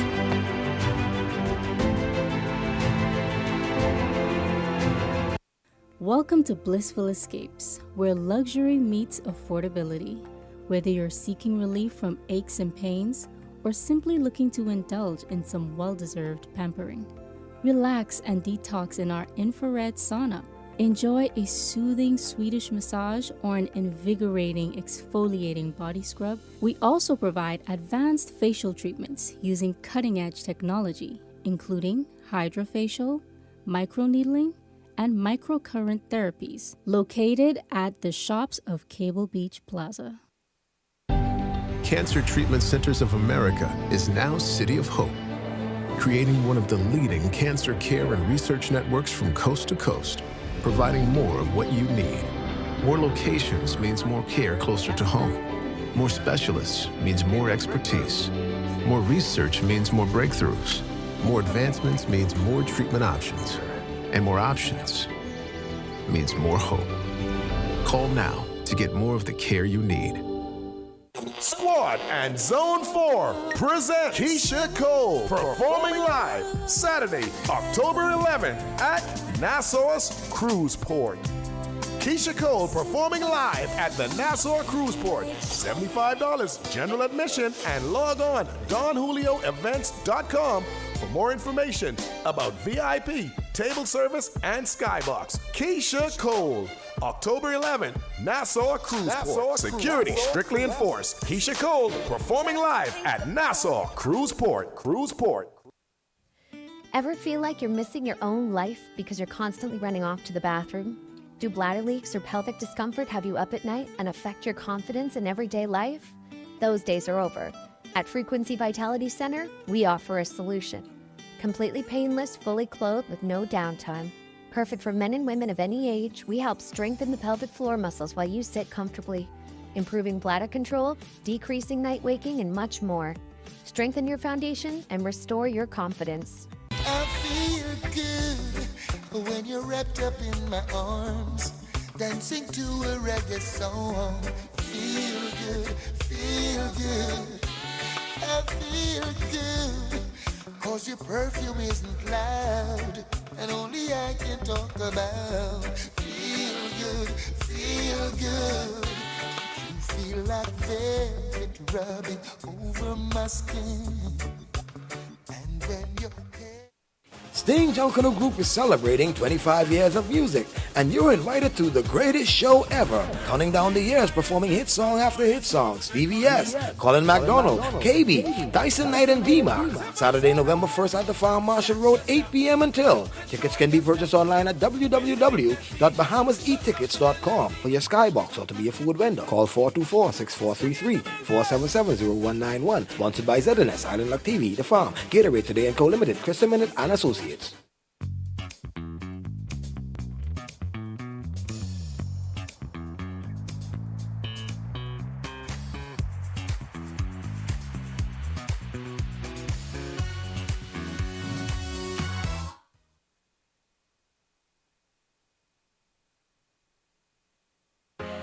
This National Heroes Day, Grand Bahama Tiles is celebrating our nation's builders, our contractors. For one day only, enjoy 20% off store-wide at our contractors only sale. Select, save, and build with tiles, tools, and materials.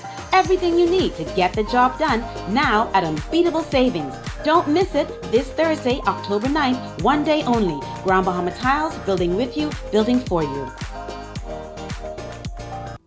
This National Heroes Day, elevate your home with timeless beauty from Grand Bahama Tiles. For 2 days only, Friday, October 10th and Saturday, October 11th, enjoy 20% off store-wide. Discover elegant porcelain, timeless ceramic, and durable natural stone, perfect for every area of your home. Celebrate savings that last a lifetime, only at Grand Bahama Tiles.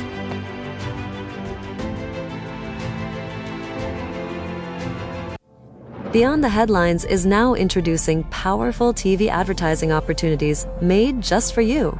Choose our television ad package, 20 30-second ads for $2,000 or 20 60-second ads for $2,500 plus VAT. Prefer flexibility? Go a la carte. Just $150 for a 30-second ad or $200 for a 60-second ad. Step into the spotlight with our interview package. 1 15-minute interview for $500 or 4 for $15 per month. Or bring Beyond the Headlines directly to you with our live on location package, only $2,600 plus VAT. For more information, contact our sales agent at 242-466-6173. This segment is brought to you by EV Motors Fleet Sales Division. For 2026 commercial vehicles, call 821-2403 today. Still on the proposal for that new hospital, we took to social media asking for your opinion on the government's plan to construct this specialty hospital, which, of course, as you have seen, just even there, has been met with optimism and outrage. Well, here's how you voted today. 48% of you voted to move forward with the building of the new hospital. 43% voted to reassess the project's location before proceeding, and about 8% of you voted to scrap the project entirely. Now, of course, we will continue to do our daily polls and follow this as it develops. But one thing for sure, everybody can agree about this. I'll tell you, look like more votes came in just a moment ago. In fact, those votes came in. Thank you very much, Justin and Carlisle. I think I saw 52% says to move forward. 40% says reconsider the location, and 8% still maintaining says to scrap the project. Gabrielle, your thoughts? The thing about it is residents will have their say, but governments will have their way. Yes, undoubtedly, we need another hospital. We need a new hospital. But when you say that residents have to fund more than 95% of the bill, Bahamians have to fund that, more than 95% of the bill, location is important. Will this building be able to not only be built, right? That's the first thing. Will it be able to be built? But will we be able to get insurance on it? Just after that tropical depression, to echo the sentiments of our panelists, there was massive flooding. Everything was underwater. Can you imagine building a $285 million hospital only to find out within a year a Hurricane Shanika hits, God forbid, and the hospital underwater and we don't have insurance? We've seen a number of government buildings from burning down to just God knows what happening, vandalism, have no insurance coverage, because from the inception, they were not qualified to be covered. Building it in somewhere where the environmental studies has already shown is a flood-prone zone, insurance companies will not insure that investment. Is that a gamble that the Bahamian people are willing to take on this? So yes, we need it. But I am with that 40% when they say, let's find another location, let's find something where when we put these millions of dollars into it, our investment is secured, Shanique. Well, I'll tell you this, we don't know for sure. Let us just not create hype and hysteria. We do not know if the site that is proposed for this new nearly $300 million hospital was underwater during last week's tropical depression and subsequent flooding in New Providence. We have no idea. Now, the site is elevated, and I imagine Dr. Darville and his team and engineers and the rest of it have the greatest amount of sense to know that they must further elevate and build the property up in order to keep that property as it needs to be, a hub of emergency and healthcare and medical assistance. And so we're going to have to wait and see exactly what happens, how it proceeds, and of course ask questions along the way. But to go and make statements in terms of is it insurable or was it flooded? None of us knew. None of us took the time to go and get it. And I have, and thank you all so much for participating this evening. I have several people who are in the insurance industry and other areas saying it was not flooded. It's an elevated space already. And so, of course, we will see. Here's a comment. This is Banana Republic mentality. We complain about PMH. Now we are discussing a proposed additional hospital from a negative perspective. The discussion requires research with factual information, not uninformed opinions. And again, I love your participation. Keep it coming. Keep your thoughts and views and opinions coming, because I'll tell you this, we know for sure PMH needs assistance. PMH has been doing the heavy lift, and PMH cannot at all absorb any additional load or burden. And so whatever can help alleviate that in terms of a new facility so that it does what it does, then authorities turn around and kind of assess PMH to see what can happen there. Isn't that what we all want? Don't we all want options? Yes, that's I have to move on, guys. As you know, we started extremely late and it's already 8:41, and I want to get to more things tonight. Louis Georges, an independent consultant, is pushing back against growing public criticism. Let's move, guys. Let's go.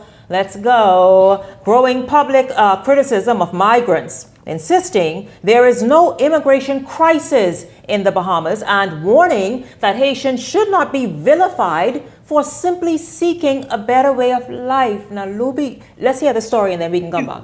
Oh, gosh. As national debates continue surrounding an uptick in illegal migration to the Bahamas, with civil unrest continuing in Haiti following gang takeovers, independent consultant Louis George pushes back against critics who deem the social ill a, quote, immigration crisis. Speaking on the sidelines at the Progressive Liberal Party's South Central link-up, George tells Eyewitness News from his perspective and, quote, recent repatriation statistics, a false narrative is looming. Migrants are taking over and this thing and the next, but we don't understand that the majority of these persons are legal residents of the Bahamas. Recently, Abaco resident and Pastor Silbert Mills heavily criticized illegal migration on the island, asserting that from his view, Bahamians could eventually be outnumbered. Well, to that, George explains the benefits Haitian nationals bring to the table, describing them as economic migrants helping to modernize Abaco. They have jobs. They're contributing to the economy of Abaco. Abaco was decimated by Hurricane Dorian. It had to rebuild. But should the blame be placed on those seeking a better lifestyle and opportunities? You don't claim that you have a need to fill a particular position, then I don't think they'll be able to come and to work. Somebody is hiring them. As political organizations such as the Opposition Free National Movement and third-party Coalition of Independents call for stricter immigration laws, George says he stands with policies for law and order. If persons are there undocumented, arrest, charge, bring before the courts, and deport. Department of Immigration officials on the island of Abaco reaffirming their commitment to following protocols, noting apprehension operations remain underway. Linton Ritchie Jr., Eyewitness News. And so there you have it right there, right? There's what's happening. Luby is saying, listen, these people are in search of a better way of life. They should not be sort of, I guess, penalized for that. He says they are contributing, though, to the overall economy and development and way of Bahamian life. Now, we know that is not entirely true, and that's why many people have the issue. For example, the shanty towns, there is the illegal immigration element and of this whole discussion, Gabrielle. And that is the thing, not the ones who are here legally, and even that must be done in a controlled and measured way in the Bahamas. Every nation has an element of immigrants and migrants, migrants making contribution to those various nations and their economy and their way of life. What we are saying, though, is the legal immigration population, primarily by Haitians, has become strenuous for the Bahamian economy and the Bahamian way of life, particularly when you think about people who go and build communities without proper regulations and approvals, whereas Bahamians cannot do the same thing. Mm-hmm. The second you start to build a wall in front of your house and you don't have a work permit, surely someone will be there to shut down your operation, no matter how much of a Bahamian you are. So Bahamians are just saying they're sick, they're tired, they're fed up. In one breath, this group is saying that there's no crisis. In another breath, in Bahamian communities, people are seeing the infiltration of persons who do not speak English. I think that's the number one red flag. There is no way that you've been residing in a place for years, came here legally, and one of the requirements is for you to be proficient when getting sworn in the English language, the language that is the language of our nation. And you can't even have a basic sentence and communicate with someone. Well, my mother was in the hospital recently. She was in the hospital and there was a lady in there and she could not speak an ounce of English. They had to call someone to communicate, to translate with what this lady was saying. So this is happening. This is not just people imagining it. A lot of persons don't want to come forward and say what they've seen, where these instances are happening to protect whomever it is they're protecting. But these aren't things that are being imagined, Shanique. It's a strain on our hospital system, a screen like we saw teachers saying on our education system, where there are people in the classroom that don't speak English and you're asking the teachers now to differentiate instruction, where if I'm an English speaking teacher, in order to reach that child, I now have to learn that child's language. It's unfair to us. Guys, jump in. Let's go. Let's move. I've had the chance to at least I'm old enough to watch this immigration crisis. You know, I don't go way back from Loftus Rokas when he told us, you know, this is, if you don't take control of it, you know, we'll lose our country. But we are now to the point where, you know, we talk about the strain on the medical system. You know, they put a big burden, and I have no issue with immigrants coming. You know, yes, they have helped us build our country, but we have laws in place where persons, you come and you go back. Yes, you come, you help build. It's happened all around the world. Some stay, some have to go back. But we can't continue this trend, whereas though Louis George, whatever his name is, where he thinks it's okay for just because yes, we have a lot of Bahamians sitting right here in our own country who have financial strain and burdens on top of them, where they don't know where to go. They don't have the opportunity sometimes to just get off this rock and go to the United States, because either ICE will send you back or this, that, and the next. We don't have that opportunity. We have to stay here with the struggles and try to make it work. We just can't open our borders up to any country that says, hey, things rough on this side, we got to come and try see what we could do here, and take away from Bahamians who are now sleeping in their cars, on the streets, sleeping wherever they could find, put roof over their head. But whenever Bahamian go and try to build a shanty town or build a house, someone comes and tear it down within a week. But we have had Haitians who've lived in the Bahamas for decades upon decades in shanty towns, and we have just allowed it to happen over and over, which has only kind of torn down what we so-call our beautiful Bahamas. And we have seen, I'm not saying, you know, our Bahamians are guilty for some of the things that we do too in terms of garbage and littering and things of that sort, but we have to start taking control of it at some point, because it's already out of control. It's way out of control. It's almost to the point where it's very hard to reel it back in. Shanique, I think my immersion into the Haitian community in the Bahamas is deeper than anyone else on this show tonight, all right? My grandmother is Haitian. My step-grandmother, who came from Haiti when she was 19 years old, is 86 years old in Eleuthera right now, was married to my grandfather for years. Louis Georges is friends with one of my aunts, one of the two children that my grandfather and my grandmother had in Eleuthera, one of the leaders in the Haitian Bahamian community in Eleuthera. So let me tell you, Louis is wrong. He is describing two worlds of Haitians in the Bahamas. On one hand, he is talking about the people who are there and talking about them making a contribution. And then he is using words like economic migrant and seeking a better life.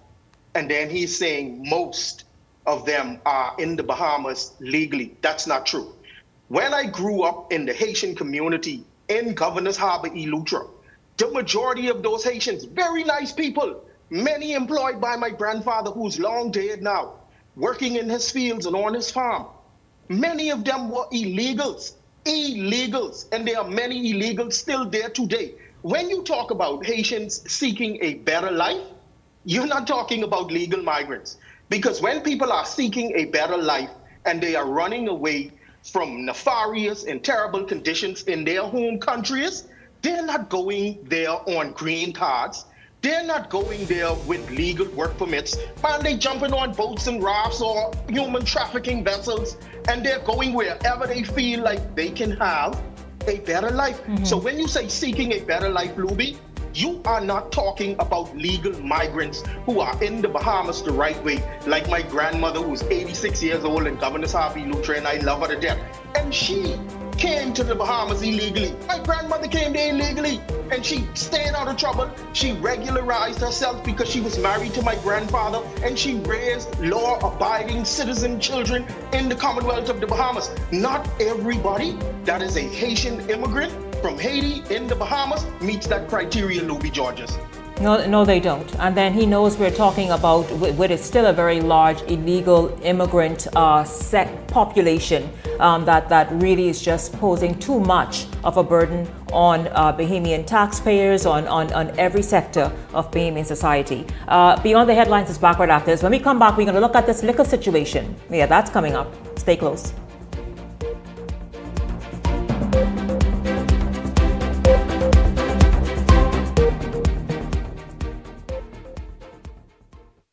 My late husband, Tyrone Albury, had a passion for brewing beer at home. We found one of his recipes and we started on the stovetop with 1 gallon of beer. It was a hobby that turned into a passion project that turned completely out of control. We had to make a decision whether or not we were going to continue home brewing or open a brewery. So craft beer is basically brewing a very small batch of beer. Every individual batch of beer is going to be slightly different. We're always trying to figure out what the next best beer is going to be. Just the sheer amount of love and effort that goes into every brew. It's a science, really, to selecting the right grains and the hops, and then expanding on some of the normals. Really, in the last couple of years, we've had a lot more of the locals that have found our location. They realize that there is a fuller flavor beer out there, and we take pride in that. When we first started the concept of the brewery and we were looking for funding, it was the SBDC that we leaned on to help me push through at times when I wanted to give up, to tell me when I was making mistakes, and for that, I am grateful. So I would encourage all entrepreneurs, if you're looking for funding, mentorship, and encouragement to launch your new business idea, I would encourage you to contact the SBDC. Are you ready to take the next step in growing your business? Check your eligibility for our guaranteed loan program at sbdcbahamas.com/GLP or call 461-7232 to learn more about how the SBDC can support your business. So you want a space, but not just any space. You need something with a little more potential. So how about 1,000 square feet of room to play with? Superb audio and video production capability, digital LED wall, full lighting grid, and about 124 seats to accommodate a full studio audience with so many other features. Make us your home for your next concert, conference, and so much more. Honestly, the possibilities are endless. Here at ILTV Studios, we'd love to bring your next event to life. So what do you say? Do you want our space?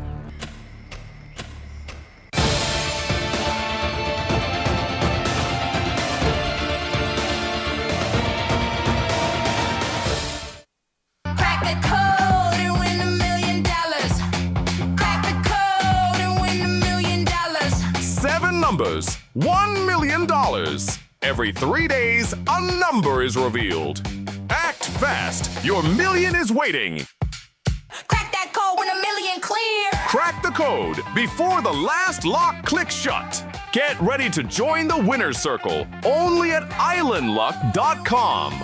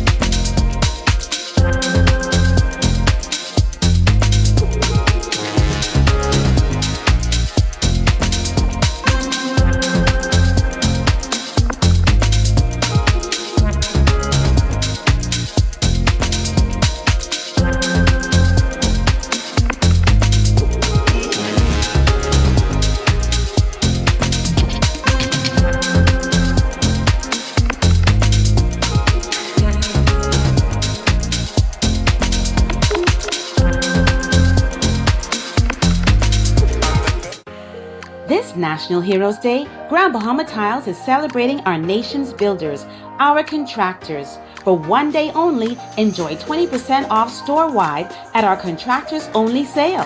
Select, save, and build with tiles, tools, and materials. Everything you need to get the job done now at unbeatable savings. Don't miss it this Thursday, October 9th, one day only. Grand Bahama Tiles, building with you, building for you. This National Heroes Day, elevate your home with timeless beauty from Grand Bahama Tiles. For 2 days only, Friday, October 10th and Saturday, October 11th, enjoy 20% off store-wide. Discover elegant porcelain, timeless ceramic, and durable natural stone, perfect for every area of your home. Celebrate savings that last a lifetime, only at Grand Bahama Tiles.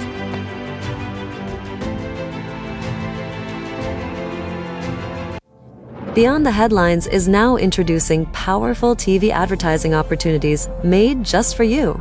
Choose our television ad package, 20 30-second ads for $2,000 or 20 60-second ads for $2,500 plus VAT. Prefer flexibility? Go a la carte. Just $150 for a 30-second ad or $200 for a 60-second ad. Step into the spotlight with our interview package. One 15-minute interview for $500 or 4 for $15 per month. Or bring Beyond the Headlines directly to you with our live on location package, only $2,600 plus VAT.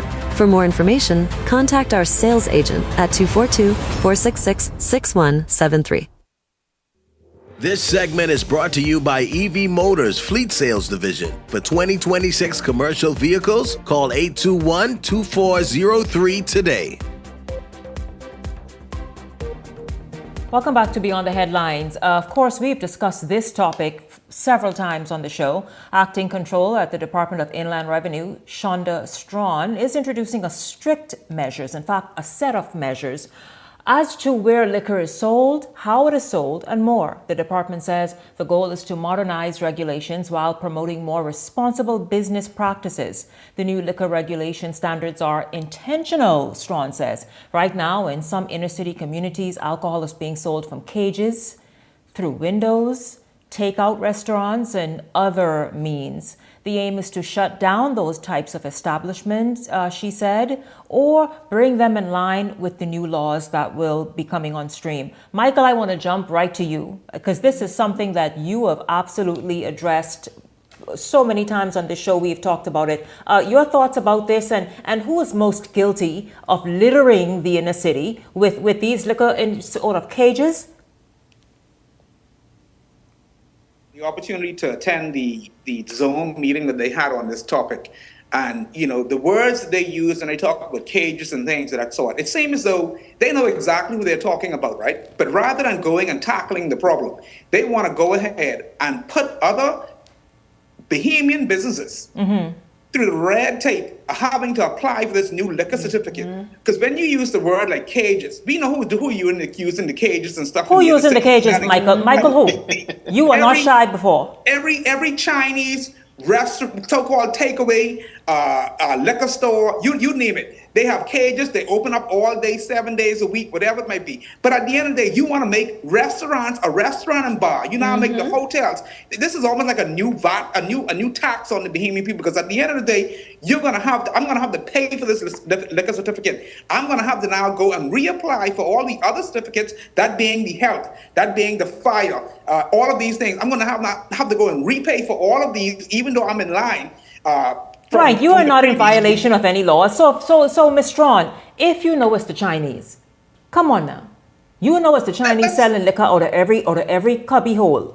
Like, address that. Clean that up. Most Bahamians can't get a takeaway, a takeaway, what you call it, a takeaway, takeout for a restaurant. Most Bahamians, you don't see hardly no Bahamians with a takeout restaurant / liquor store attached to it, pushing stuff through cages. I have not seen one. So please tell me, why are we? You have Kirkies. You got Kirkies who across from out by COB. He sells completely. He's a wholesale liquor store. He's not a takeaway where you come and get your chicken shack, snack, this, that, the next. We only have one segment of people that are doing this particular thing that they're referring to, but now everybody now has to suffer for it. No, you can't brush the entire sort of sector by people who are in violation and introducing new destructive ways of littering the inner city with alcohol. How are these people getting these licenses in the first place? Yes. How are they? That's what inland. They need to do an investigation in terms of how are they getting it. Because I know one thing: I have to jump through hooplas and hoorays, whatever, to try and get my license when I apply for anything for the first time. But these guys, I mean, they open up. I mean, it seems they didn't open up on the Lord's Day though. They don't close. They open up every day, all day here to serve you. They on every street you could talk about. So my thing is, don't make me go through all this rigmarole, and this can come back to bite them, you know. this can really come back to bite them because the people. Good idea, but I think misplaced inland revenue. They need to go deal with their internal staff in terms of how are these people getting these, and then they talk about being closest to churches and schools and this, that, the next, right? You know, one thing I have to touch on, because it seems as though go on Gladstone, no, on Marshall Road, there's a church every 5 feet going straight up Marshall Road. So my thing is, if we want to talk about organizing everything, we need to make sure we're well balanced as relates to everything in these communities. Because you can't have 50, 100 churches down one road, and then you tell people who want to open liquor stores or restaurants and bars that, hey, no, you can't be too close to this church. No, you need to also regulate. Nassau needs to be zoned, and that has been discussed and addressed on this show. Nassau is not zoned. You can go and wake up tomorrow and say, okay, I can build several things right here next to each other, and it's done. Howard, jump in. Yeah, Shanique, alcohol is the most destructive and pervasive drug that has led to the moral decay in the Bahamas. Let me say some words and tell me what society you thinking about, what time period you thinking about. Drunkenness, murder, violence, mayhem, and debauchery. Does that sound like the Bahamas in 2025? Yes, right? But let me tell you when that period with alcohol being the destructive drug really took place in the Bahamas, where the genesis of it is. A period in the Bahamas from 1706 to 1718, immediately preceding when Woodes Rogers came to the Bahamas, right? Expulsus, Paratus, Restitutio, Commercia, right? Now, what was that? Back then, from 1706 to 1718, 12 years, a 12-year period, right? Pirates ruled the Bahamas. It was known as the Republic of Pirates. And guess what was going on there? Debauchery, murder, violence, mayhem, and drunkenness. Now, what I want our people in the Bahamas to do, because we're a praying nation, right? And I told my mother this, who was a preacher down in Governor's Harbor. I told her this some years ago. We love to pray, and there's nothing wrong with praying. I want all of the preachers under the sound of my voice, because I in the spirit now, not the spirit. I in the spirit. Go ahead. What I want the preachers in the Bahamas under the sound of my voice to do is they need to reach back. Don't just pray for today, you know.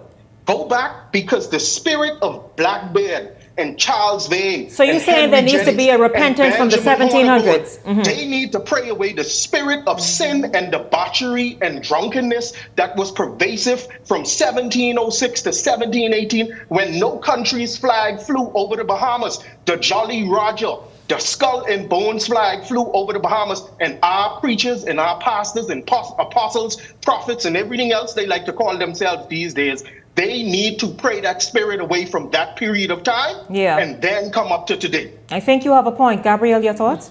Well, I think if the people want the alcohol, they're definitely going to find it no matter where it is located. We saw that during the pandemic. Jesus. You can't keep them out of their alcohol. If they have to stock up on month's supply to make sure that they have it, they will do that. My concern is how it affects law-abiding businesses like Michael. He's a business owner whose establishment I tend to enjoy going to. They have some of the best food, Shanique.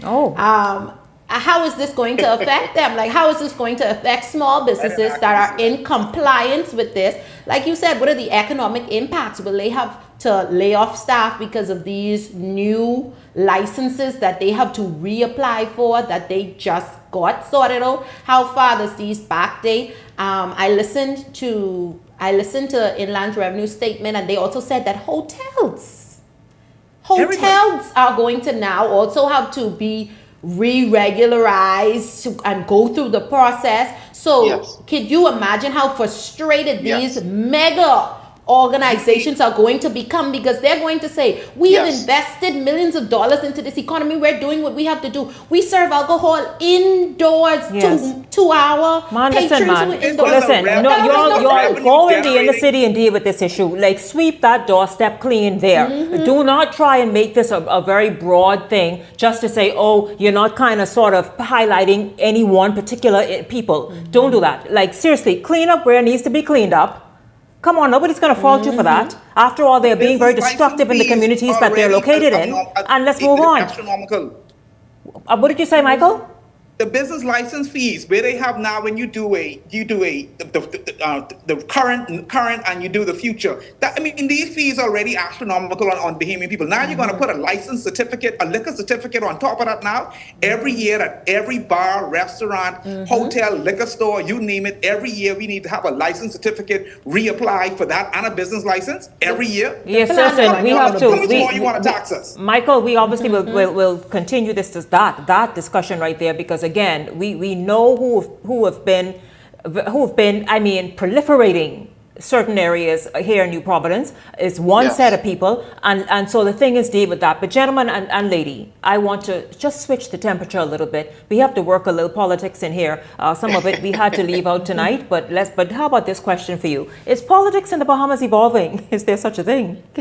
I mean, can it happen? But guess what, guys? The serious question. This was Andrew Blue Johnson, the independent aspirant for Freetown today. You know Johnson, he went viral a few months ago and has been trending ever since. He issued a health and fitness challenge to a few people while jogging this morning. Take a quick listen.